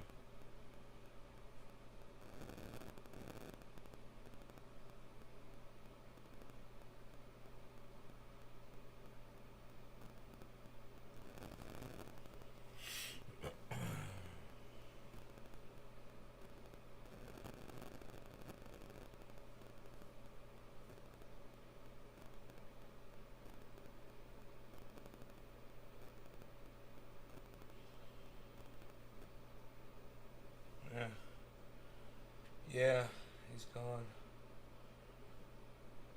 But you know, every once in a while I pull up an old trendy video and he's in them, man.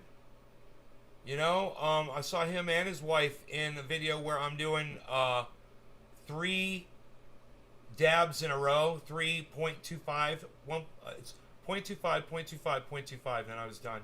So I did 0.7. Was that 0.75? I don't know. 3/4 of a gram in 3 dabs, and I was done. I burned my hand on the first one. Kept going like a goddamn trooper.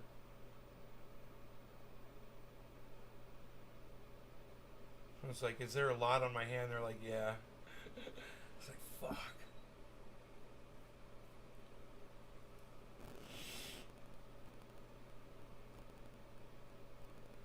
So,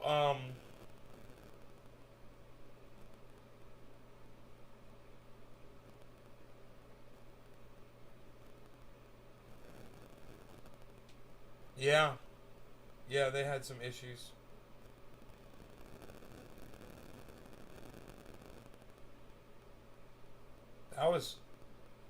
That was, yeah, quite some time ago.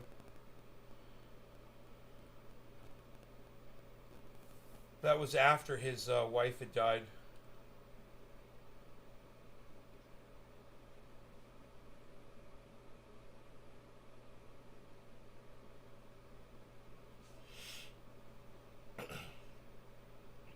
That was it. That killed him, you know.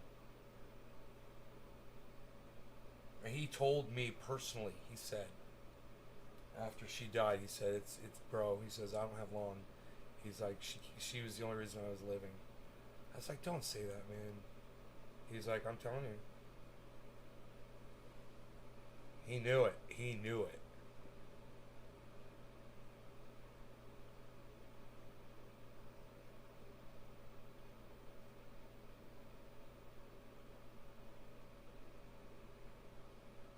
But, you know, he had the strain, this Affy strain. I believe that, man, I want to say it's Mr. Slowski or somebody still has the goddamn strain going alive, and it's like keeps a part of Stanky McJanky alive, because Stanky had that strain for years and years and kept it going and was like known for it, you know, and he tried to get it to as many people as he could. And he even sent it to me, but I lost it. I lost it under the fucking house.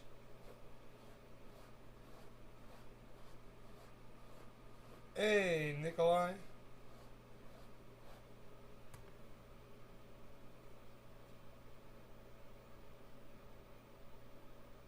Oh, Slowski, hey, you're here. What's up, buddy?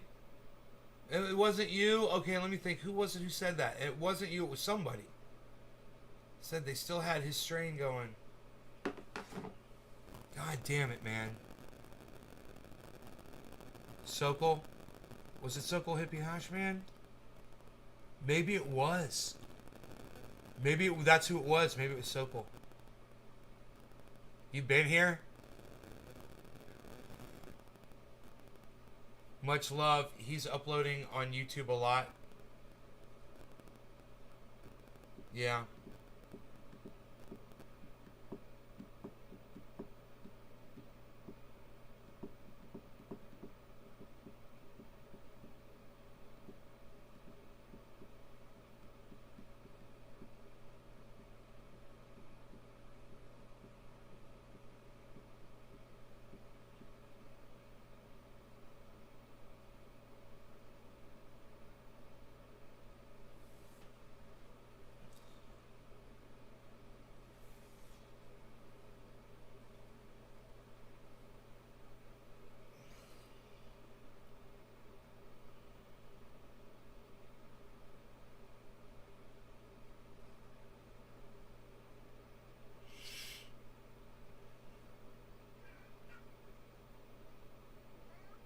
What's up, Harles?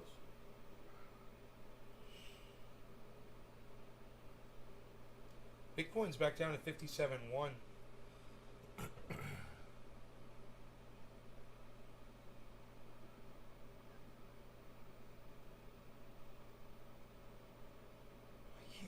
remember someone was in the live stream and they said they had it.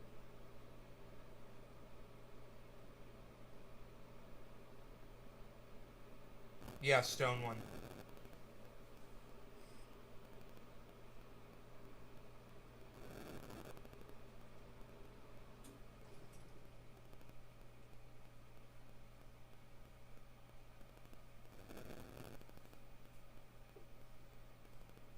Man, I saw seeds for sale on Gorilla.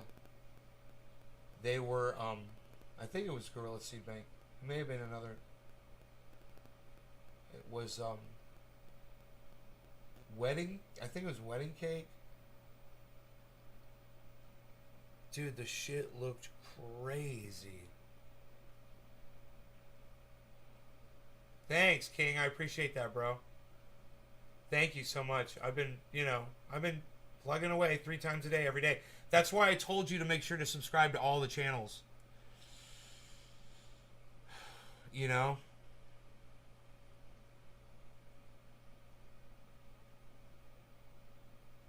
Bitcoin's forming a huge yellow candle right now. You see that? Can't miss it, can you? That giant yellow streak. What's going on there?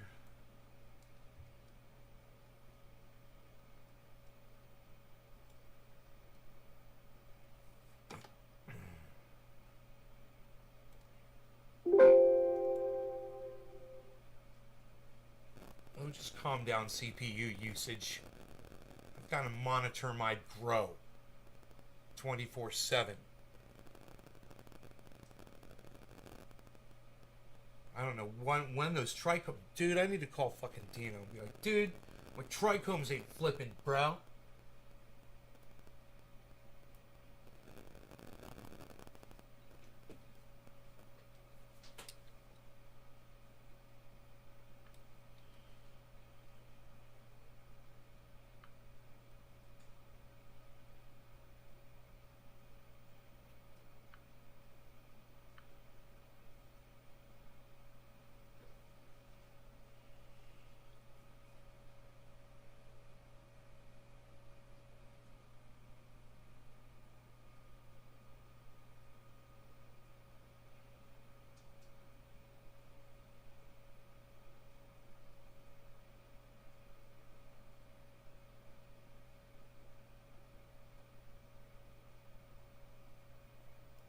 Look at Ethereum and Bitcoin are the exact same. Can you guys believe this?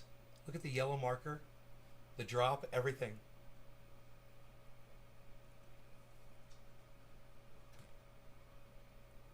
Who can explain that?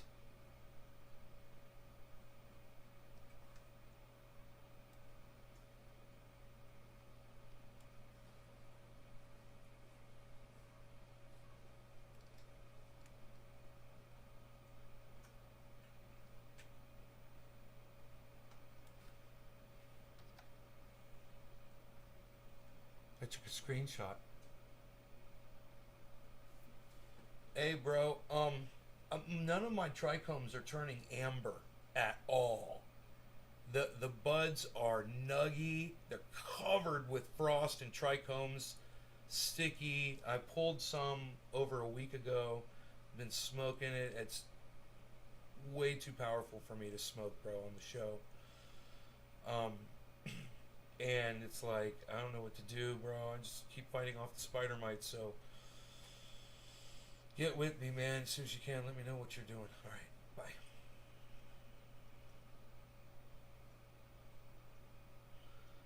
Dude, these fuckers, man.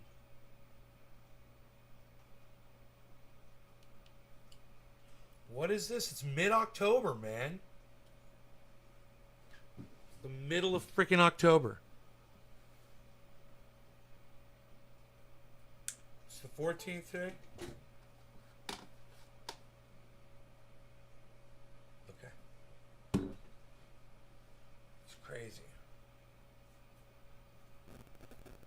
Hey, Karen. Thank you.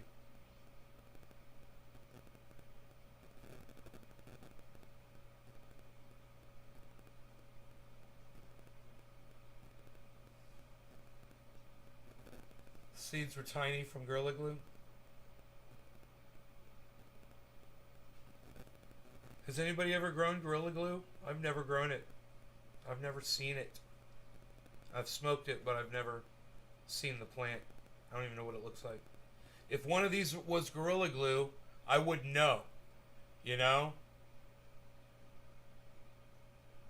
Like that sour diesel one?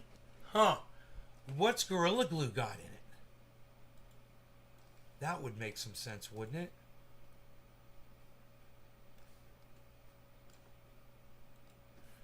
Gorilla Glue cannabis strain review.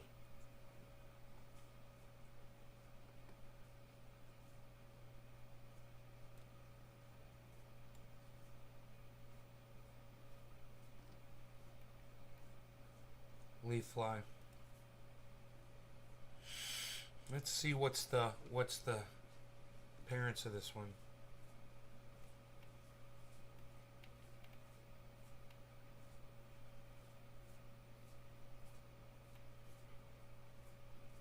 Sour aromas, parents. Huh. Chem's sister, sour dub and chocolate diesel. Ah! Dude, this could fucking be Gorilla Glue. You know, that's plant number 2. That is just fucking me up. All of these strains are, like I said, they're great.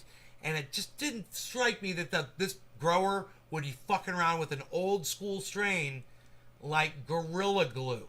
I mean, like Sour D. But Gorilla Glue has got basically Sour D in it. Times 2.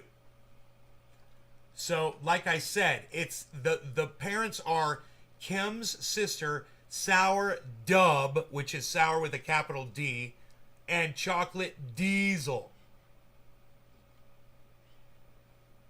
2014 Cannabis Cup winner. Sticky original glue. I wonder if they got a picture of this shit. Plant number 2. I want to see a picture of it. Oh, and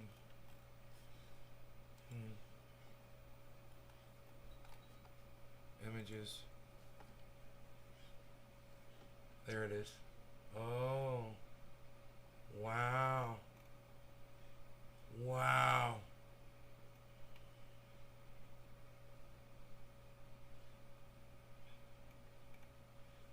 Gorilla Glue. Whoa.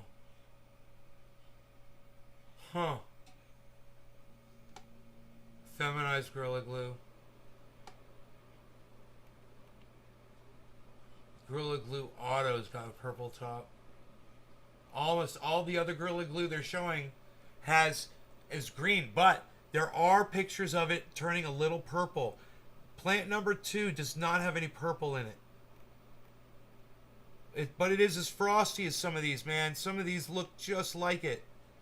Some of these are crazy. They don't all look the same, but this one right here, this picture, this is it. Man, bro, I think it's Gorilla Glue because this is the fucker. This is what it looks like. Look at this picture right here.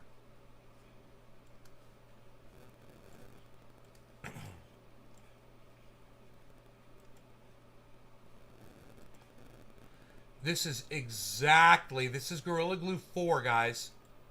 From Original Sensible Seeds. 20% THC. That picture right there looks identical to plant number 2. That looks identical to plant number 2.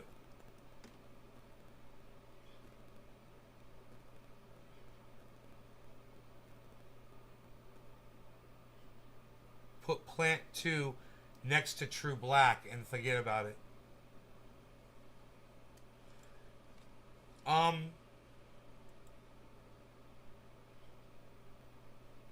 Bitcoin's down to 57,100. They're both down 3,076.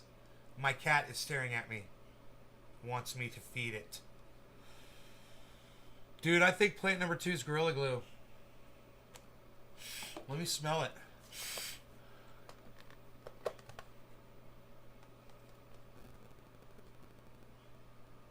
Chocolatey, diesely.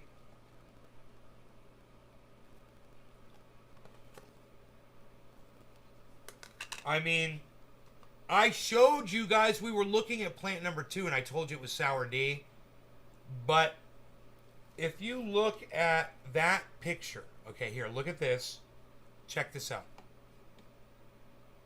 Hold on. Now that is a live bud there. Remember, that's a live bud right there. But if you look at that picture right there, and you look at this right here,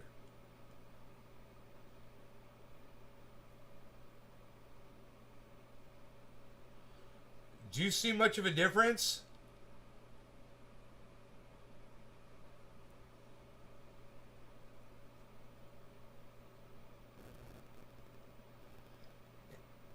You know, and if I pull that little leaf out of the way right there, here, let me just pop some of this out of the way. Some of these lower leaves down here. Watch this.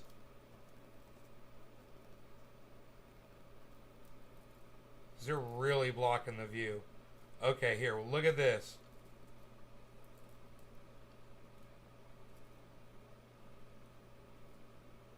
Look at this.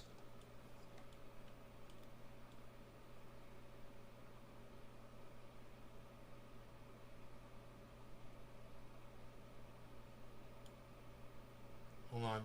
I'm sorry, guys. Wait. Hold on.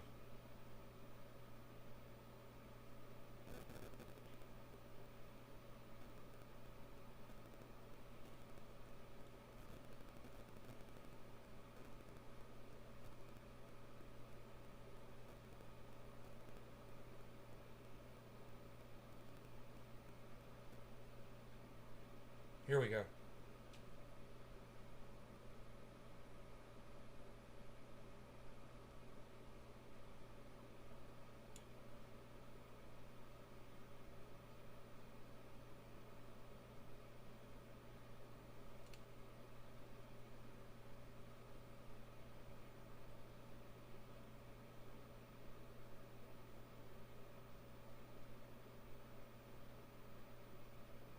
Wow.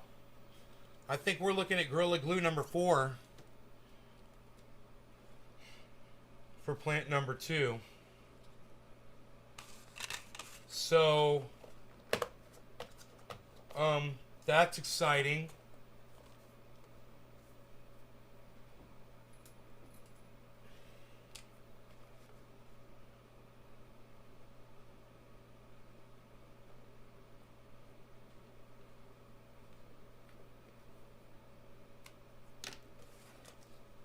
Plant number 2, Gorilla Glue number 4.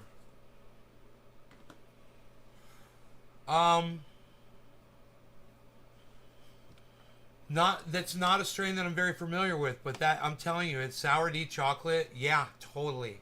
It is so funny that I'm pretty accurate. I believe we have a winner chicken dinner. That's it, man, says Doc. The one in their pick is a top cola too. Oh yeah, and this is not a top. The one that I've got is not a top. I've got pictures on my phone of that plant, but I just don't know. I'd have to go through the pictures in here.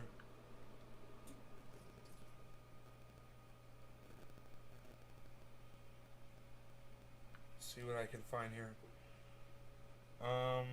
Here we go. No, that's plant number. That was plant number 6.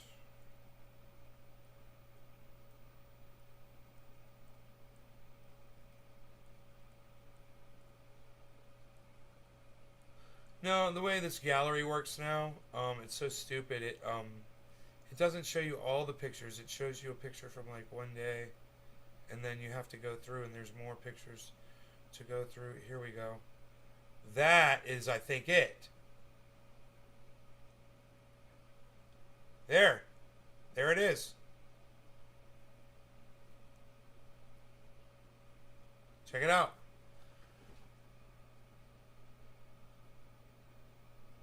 There it is alive, guys. It looks just like it.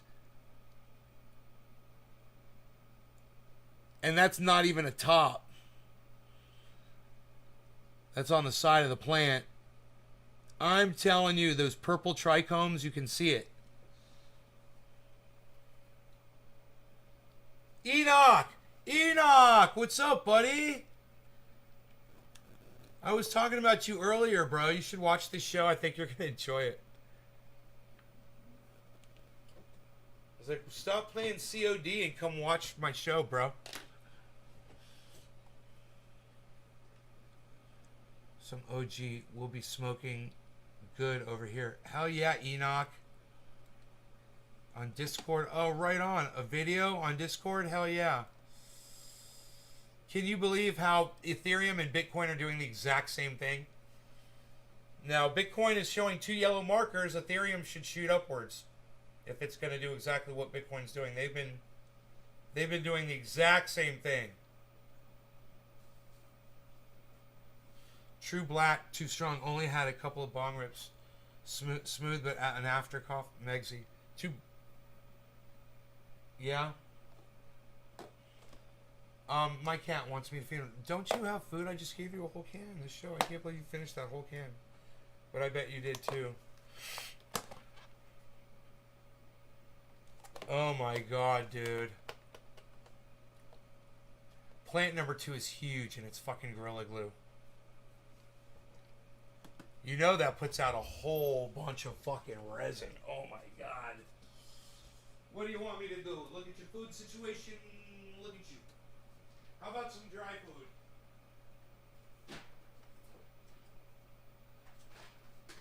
Hey, not this one. Why do we always do this? It's like somebody comes in here and fucks with me.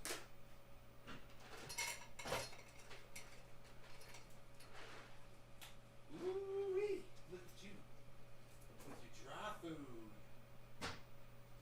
Man, I'm thinking about another splash of confetti, guys. Just to fuck with you all some more. Hey, do y'all fuck with me? I fuck with y'all too. What's up with that? What? Yeah, I fucked with you. What?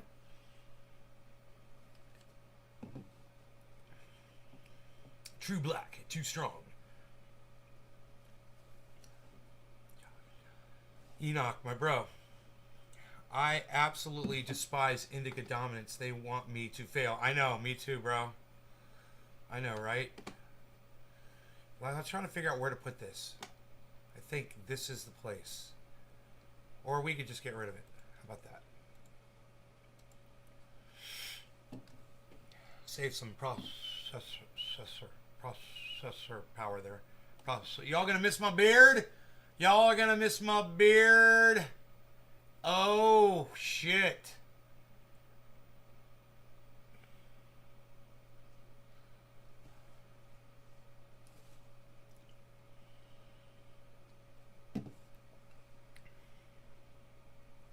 I don't think I'm going to miss it.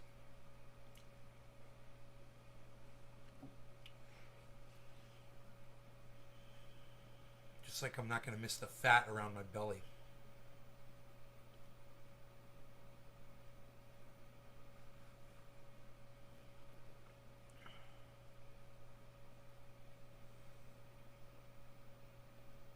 All that motion going on inside there and it doesn't stop the motion sensor. The thing is so fucking cool.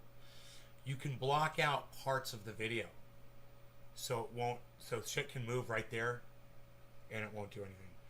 If even if the cat walks on the ground in there, it goes off repeatedly while the cat's in there.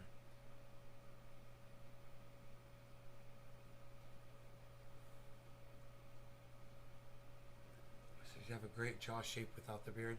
Well, you know, it's okay. It ain't exactly a square jaw, but, you know. It's not bad. I got it. I got a chin.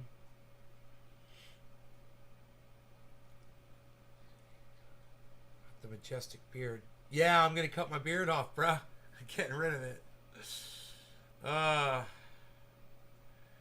getting rid of it. Getting rid of it. So I was fucking with my dog. I was like, Rogan.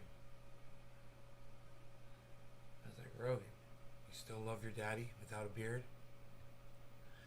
was like, "You still love me without a beard, Ruggy?" He's like, he didn't even notice. I was like, cool, so this is how it's gonna be.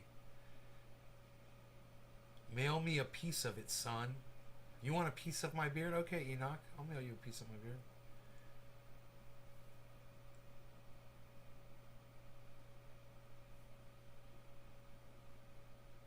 You're losing the beard. Yeah, I'm gonna cut this fucker off. I'm gonna look like this. Kinda. But I think I'm gonna shave the whole thing.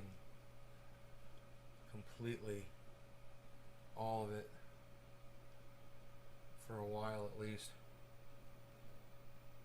You can't imagine me in no beard? Well, would you not go to YouTube and watch my old videos? Go to YouTube and watch my old videos. From 4 years ago. It's totally clean shaven. And a little heavier. It's pretty disturbing, actually. Pretty disturbing. What do you think? It's still early. Hey, we got time. We can do another cavefy. Shh. Shh. You be very nice, you. We got sunbeams coming up for smoke rings, but I don't know because that's not until like 6 o'clock or so.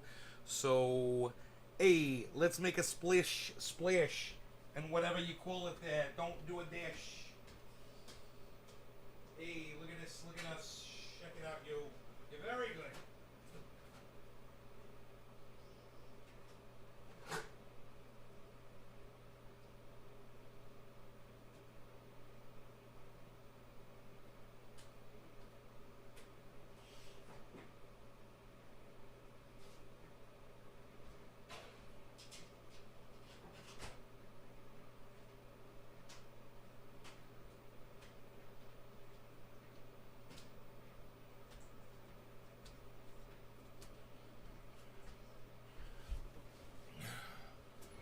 I can't believe I asked you your favorite Doobie Brothers song, and it's a song I've never even heard before. Or maybe I've heard it, but I didn't know the title. I can't imagine me not have ever hearing it before. I think I used to have a Doobie Brothers album. But then again, they probably have a bunch of albums, don't they?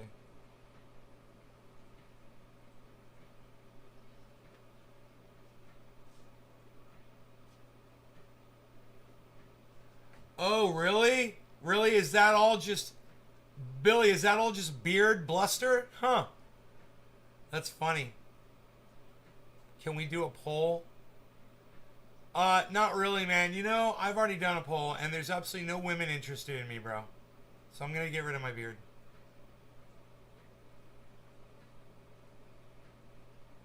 The women say it's gross. And, I don't agree with them. But, you know, I'm sick of being fucking single. I don't want to be single for the rest of my life.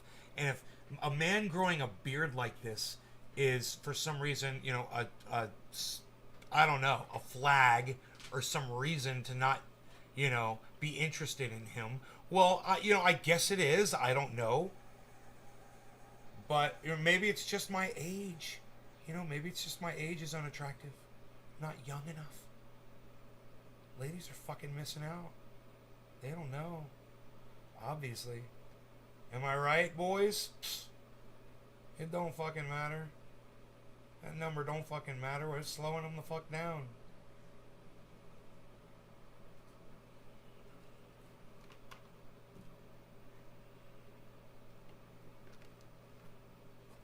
Hey, my covfefe. Hey. Oh. But if it's too long, it's quite repellent.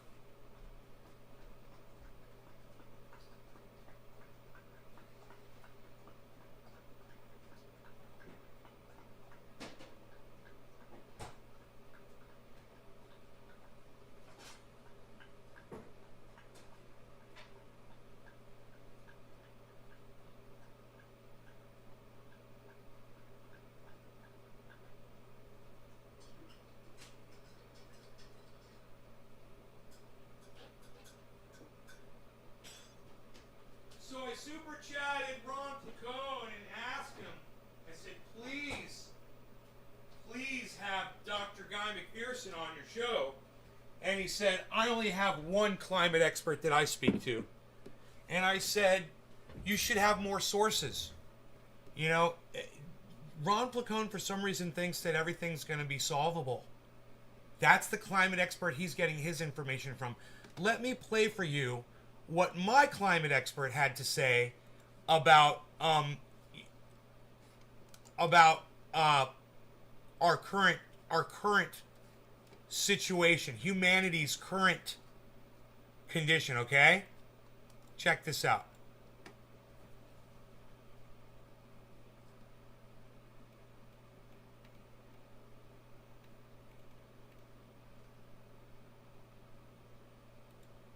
And this is just his latest upload, guys.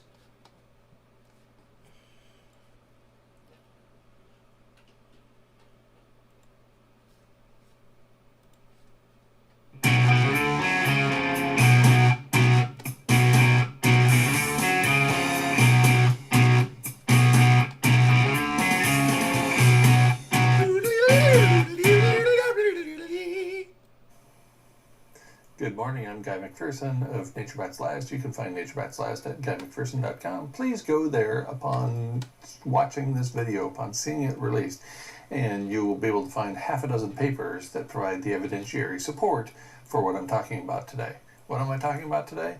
The collapse of everything. The collapse of everything. The collapse of habitat for life on Earth. Is that enough for you? That's a lot.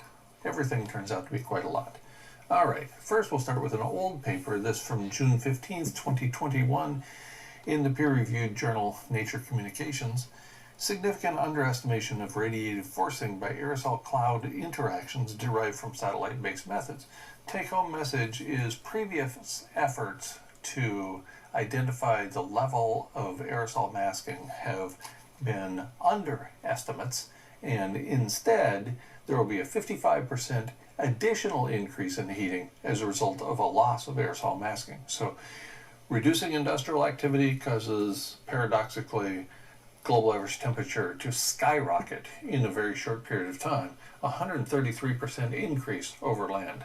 That's enormous, and I'd be surprised if any land-based organisms were capable of surviving such an event. And certainly by the time you tack on all the other things that go along with it, including the uncontrolled meltdown of nuclear power facilities, for example, then you're talking about the loss of all life on Earth. So, if you've been paying attention to the people who tell you we just need to reduce industrial activity or we need to get rid of industrial activity because that'll solve our problems, that's who Ron Placone is listening to. So this is what I want you to do. Get your cell phones ready. Make a little video and send this to Ron Placone. And this is why he refuses to listen to anybody else. Because I guarantee you that the guy that he's listening to, who he says doesn't pull any punches, is saying, oh, well, we just need to tighten our belts and make some changes, and then everything will be okay. And that makes Ron Placone feel comfortable. for example, then you're talking about the loss of all life on Earth. So, if you've been paying attention to the people who tell you we just need to reduce industrial activity or we need to get rid of industrial activity because that'll solve our problems, wrong, wrong, and wrong. Ron Placone, that's why you need to listen to Guy McPherson. That's why you should have him on your show. He'd be more than willing to come on and talk to you and explain this stuff to you. I am on Twitter right now tweeting his videos, his short videos that explain climate feedback loops, and they are fantastic. You guys should be watching those if you're following me on Twitter. I'm posting them as I'm watching them. Headed in the exact wrong direction. They have everything backwards, so stop paying attention to them right now. Stop! All right, second paper, I'm going to go in chronological order here. This one from September 28th, 2021 in CNN Business. The title tells the whole story. Jamie Dimon says JP Morgan has begun to prepare for potential U.S. default. Now, those of you that follow me on Twitter, you know that I've already covered this on Twitter, and I also made some comments about this moron, and I said, it's funny, while he says this out of one side of his mouth, in my tweet I point out that he says out of the other side of his mouth, but if you want to buy some cryptocurrency from a good, clean, exchange, you can buy it from us now. This motherfucker. Nice, huh? What a fucking hypocrite. I think within the last few days, there's been significant progress made on avoiding a U.S. default. So I'm not nearly as concerned about this particular issue steady as supply I of was pipes. when that story first came out. This, however, is something meritorious. I don't get it. Again from CNN Business, by headline, the workers who keep global supply chains moving are warning of a system collapse. This from September 29th, 2021. And here's the story in 2 short paragraphs. Global supply chains are beginning to buckle as 2 years worth of strain on transport workers takes their toll. That's a direct quote. Billy's next comment is going to be like, it wasn't supposed to make sense. Another quote, all transport sectors are also seeing a shortage of workers and expect more to leave as a result of the poor treatment millions have faced during the pandemic, putting the supply chain under greater threat. So this is a big deal. If there's not a bunch of stuff showing up at the docks, if there's not a whole lot of people out there. We already covered this on the live stream as well. We watched a video about the supply chain being disrupted. And I told you guys all need to know about this. And obviously I'm not the only person who's pointing it out to their audience. Contributing to economic activity, then we are in real trouble. This is interesting that I find myself saying this because I'm the one who left active service as a full professor at the age of 49 to go live off grid and reduce my industrial activity. This was before I found out about the aerosol masking effect. All right, fast forward a couple of days to October 1st, 2021. By headline, again at CNN Business, why October 19th could be a catastrophic day for the U.S. economy. Wow, right there around mid-October. Sounds like serious stuff is happening. And actually, Janet Yellen warns that lawmakers need to fix the forthcoming default by October 18th, plus or minus a couple of days, or we're going to be in real trouble. This story also quotes Jamie Dimon again. He has warned a default would cause, quote, a cascading catastrophe of unbelievable proportions and damage America for 100 years. And trust me, if it damages America for 100 years, there's no more America to be worried about at the end of that 100 years. From one of these big name financial guys, this on October 2nd, 2021 at Yahoo Finance, Kiyosaki says, quote, biggest crash in world history, end quote, hits in October. 3 ways to protect yourself. And Kiyosaki is referring to the looming default of Evergrande, the second largest property owner in China, we talked about this, on the verge of default right now. In fact, here's a tweet that Kiyosaki put out.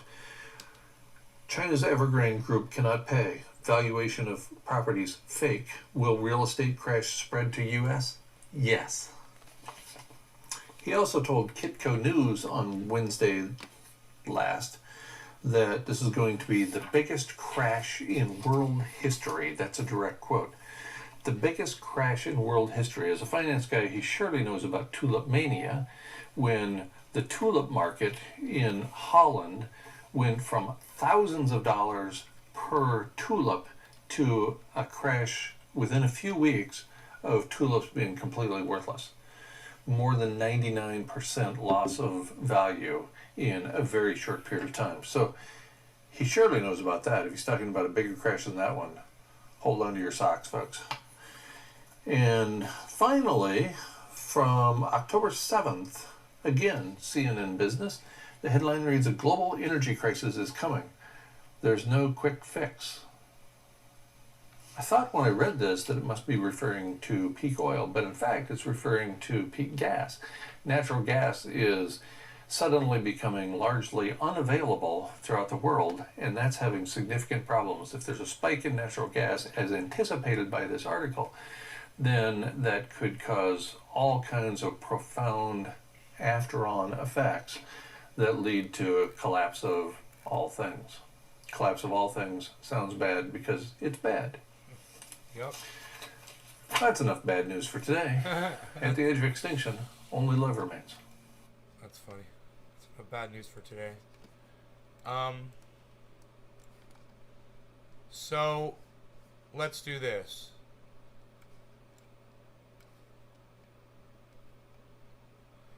Okay, let's do...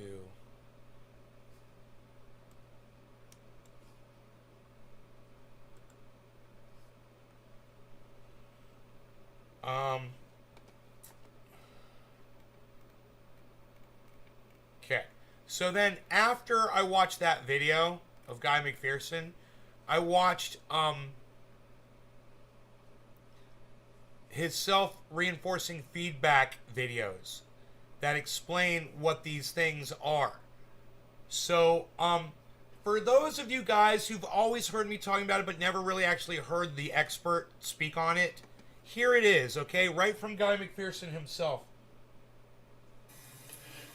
The following information comes from the essay titled Climate Change Summary at GuyMcPherson.com. It was last updated August 2nd, 2016. This video summarizes self-reinforcing feedback loop number 1 in the essay with a focus on peer-reviewed papers and assessments from national-level governments. Remember, it only takes one feedback loop to ensure the irreversibility of climate change. About 250 plumes of methane hydrates are escaping from the shallow Arctic seabed, likely as a result of a regional 1°C rise in temperature, as reported in the August 6, 2009 issue of Geophysical Research Letters. Methane bubbling out of the Arctic Ocean is further elucidated in Science on March 5, 2010.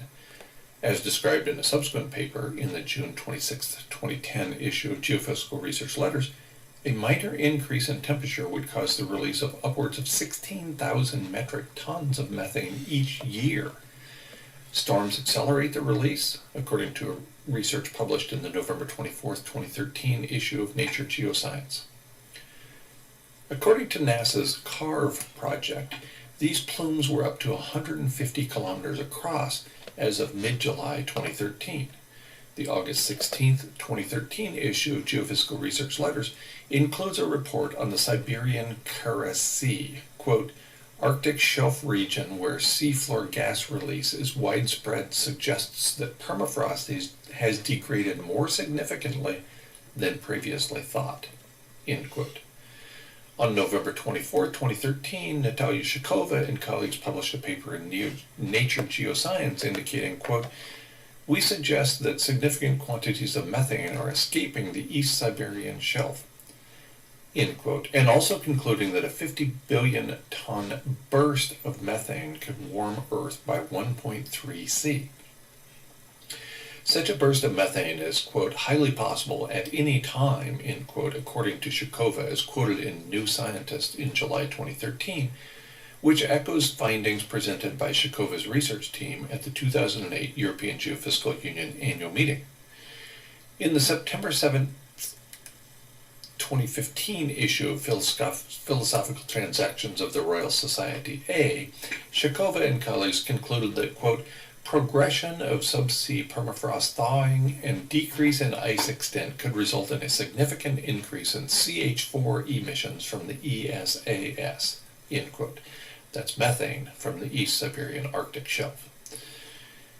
In the September 7th, 2015 issue of Philosophical Transactions of the Royal Society A, Shakova and colleagues concluded that the, quote, progression of subsea permafrost thawing and decrease in ice extent could result in a significant increase in CH4 emissions from the ESAS, end quote. An article in the February 3rd, 2014 issue of Journal of Geophysical Research, Earth's Surface, claims, quote, sustained submergence of these sediments into the future should increase gas venting rate roughly exponentially as sediments continue to warm, end quote. During an interview with Vice published August 1st, 2014, Greenland ice specialist Jason Bach said, quote, even if a small fraction of the Arctic carbon were released into the atmosphere, we're fucked, end quote.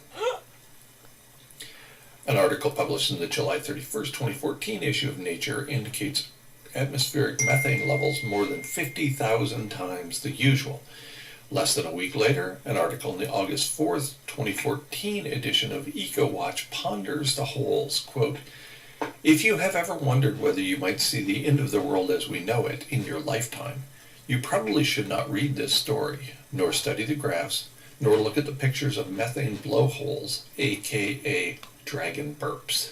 End quote. Methane released from thawing offshore permafrost was further verified with research reported in the August 7th, 2015 issue of Journal of Geophysical Research. This paper for the first time describes pingo-like features beneath the seabed offshore from Siberia. It turns out that giant methane-emitting craters described in the Yamal region of Siberia in the Siberian Times have subsea counterparts. A paper in the August 7th, 2015 issue of Journal of Geophysical Research, Earth Science, connects the craters on land with those in the adjacent, shallow South Kara Sea.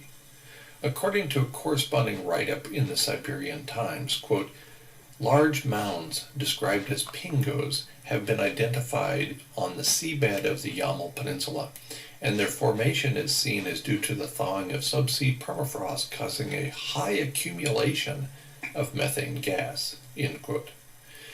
The importance of methane cannot be overstated. Increasingly, evidence points to a methane burst underlying the great dying associated with the in-Permian extinction event, as pointed out in the March 31st, 2014 issue of Proceedings of the National Academy of Sciences.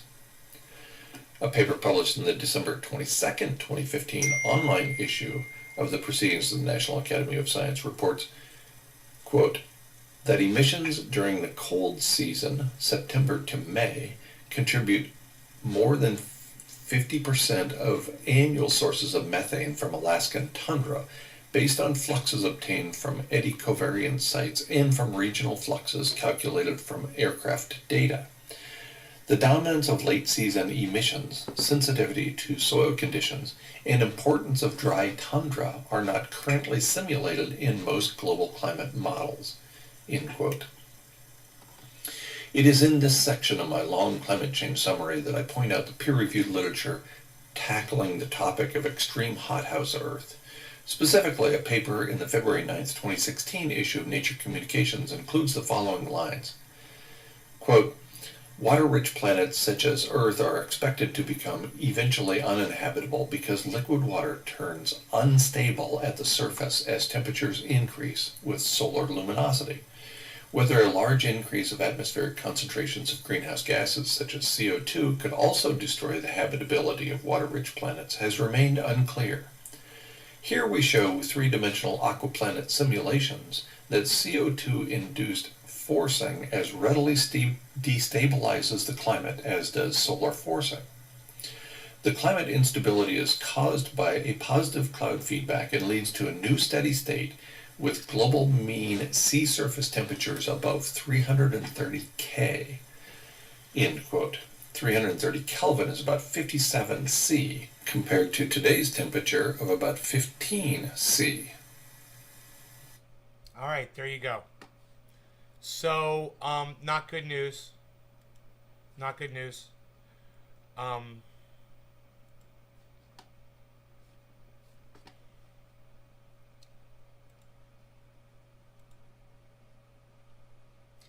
He goes on to explain every climate feedback loop after that. It's pretty interesting.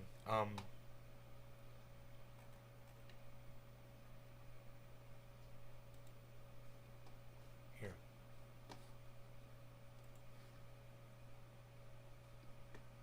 So check this out. I will be providing a video summary for each of the self-reinforcing feedback loops in the essay at GuyMcPherson.com titled Climate Change Summary. Last updated August 2nd, 2016, almost certainly for the last time, this essay began as a quick overview and kept growing. Its final incarnation totaled more than 32,000 words when it was uploaded August 2nd, 2016. Early August of 2016 was a long time ago. As a result, the feedback loops pointed out in these videos are quite old. The current situation is far worse than explained by these short videos, if only because additional feedback loops have joined the ongoing planetary disaster. My goal is to break down each self-reinforcing feedback loop into easily understood language. I will focus on national level assessments and peer-reviewed literature to illustrate the existential threat we face. Bear in mind that any one of the self-reinforcing feedback loops indicates that climate change is irreversible at temporal scales relevant to human lives. In addition, these feedback loops are multiplicative, not additive. They interact with one another to make the situation we face far direr than is indicated simply by tallying the feedback loops and adding their impacts. Most of these short videos will describe only one self-reinforcing feedback loop. A few videos will tackle more than one feedback loop simply because some of the descriptions are too short to justify release of a video, no matter how short. I don't know what this strain is. Even so, the final tally will It's exceed plant 30 number videos. 4. Again, the latest information in these videos dates back to It's early purple. It's really August purple. 2016. Obviously, recent published papers point Here, to look. even more self-reinforcing feedback loops. Even the incredibly conservative Intergovernmental Panel on Climate Change was forced to admit that climate change is irreversible with their September 2019 special report on the ocean and cryosphere in a changing climate. A link to that report is included below. Please note that I am quoting other scientists and their work in these See short that? videos. Put another way, the evidence I am providing in these videos was discovered by a large group of other individuals. I'm not inventing this evidence. Neither are these other individuals. You guys check all that out. So he does all of them, and he'll explain all of the self-reinforcing feedback loops. And I highly recommend you to not only go listen to those, but you watch them repeatedly until you learn them, so that you can literally just explain them to people. Here, listen to this one right here. I put these on my Twitter.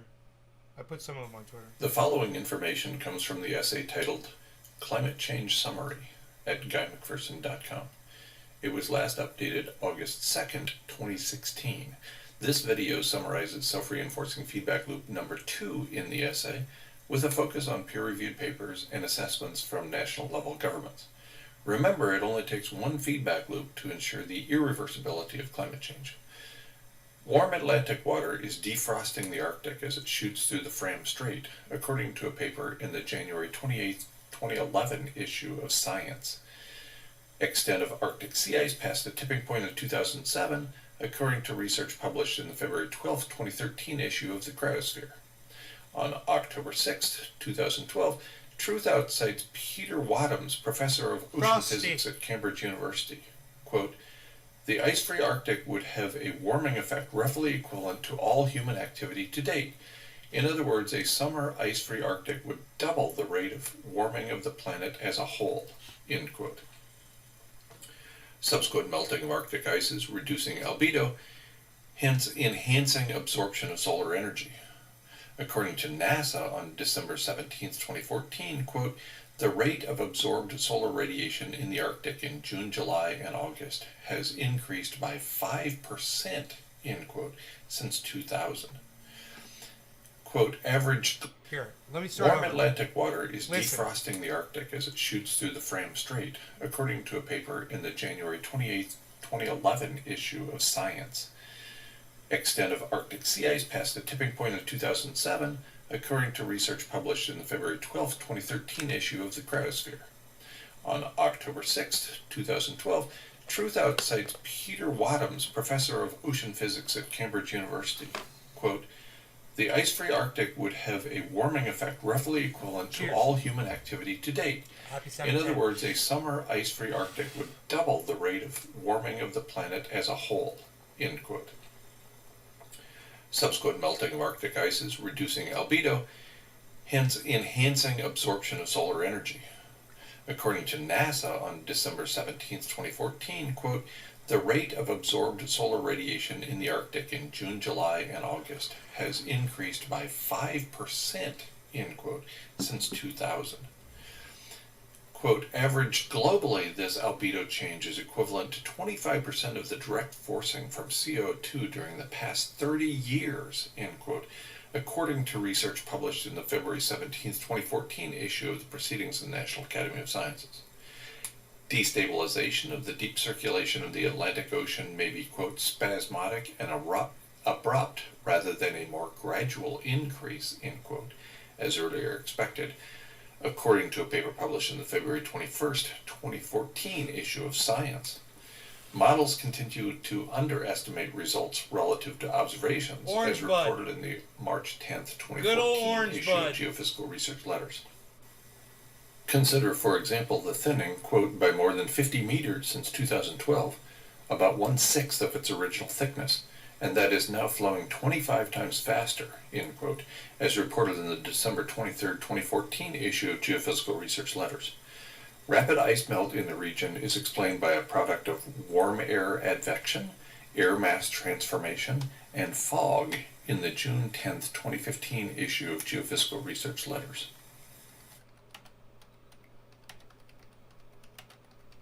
Dude, I think I might know what this fucking purple plant number 4 is.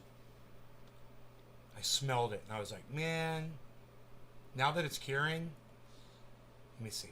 Let me just see.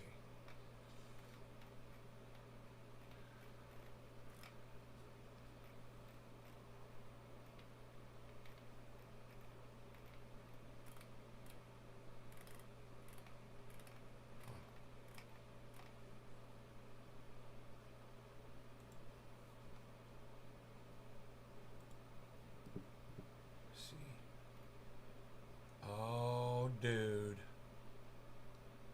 Huh. It's fucking purple strain.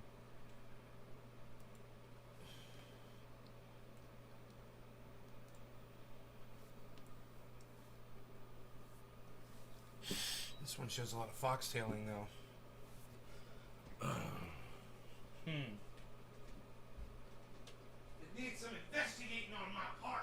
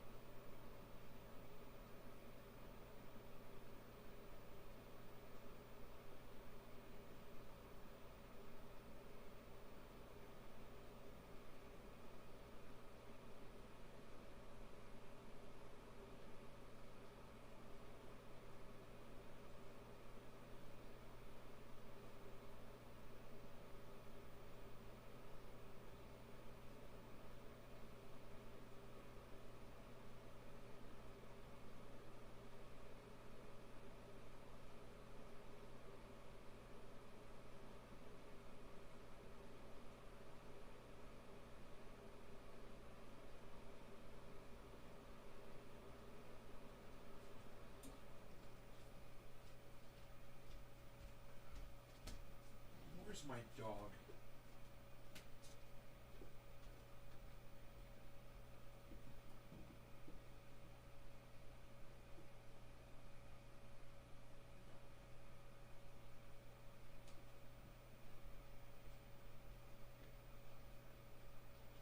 He took off, man. Huh.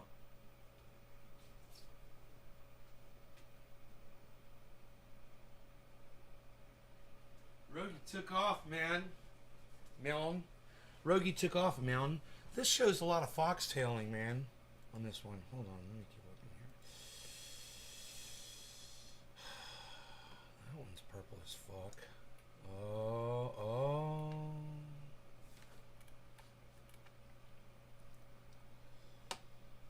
Yeah, it's possible.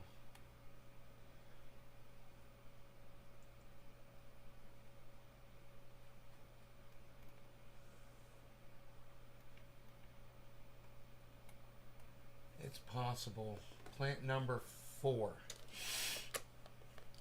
Let me smell again. Yeah, plant number 4, I think.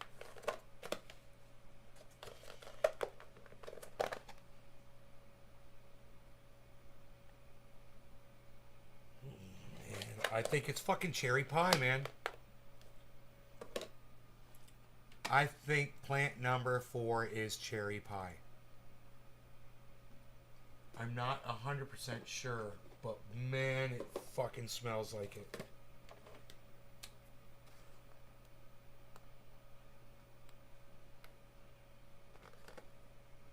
You can smell the fucking crust, you know?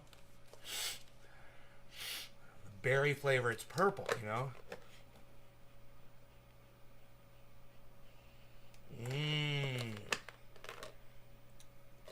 But I don't know. Let's put that there. So my dog's taking off. I'm gonna go look for him. I love you guys. Thanks so much for tuning in tonight, man. I hope you guys had fun. It's supposed to rain. Oh, too bad you can't cover your plants, man. That's the way to go, you know? Cover them. There we go. There we go. Bitcoin is at 56.9. Ethereum is at 3.744. They've dropped considerably. All right, love you guys. Hope you enjoyed the show. Hope you enjoy the sunset, the NorCal sunset that I bring you. You guys get to watch the sunset, huh? Those of you who are on the East Coast, you get to see 2 sunsets every day. Nice, huh?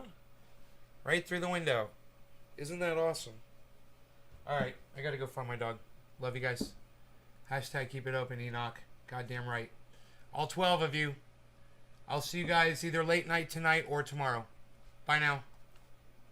Keep your eyes on that crypto, guys.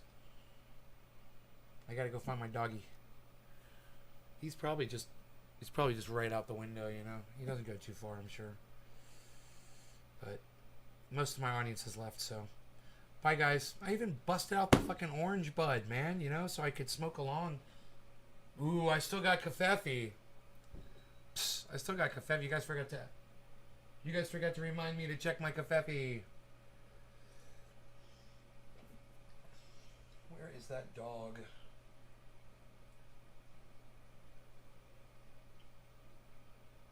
Where is my Beazle? That'd be crazy if he went to the bedroom and got in the bed, but he never does that shit. If he's here, I'll stay. But I don't think he is. I don't think he's in the bedroom.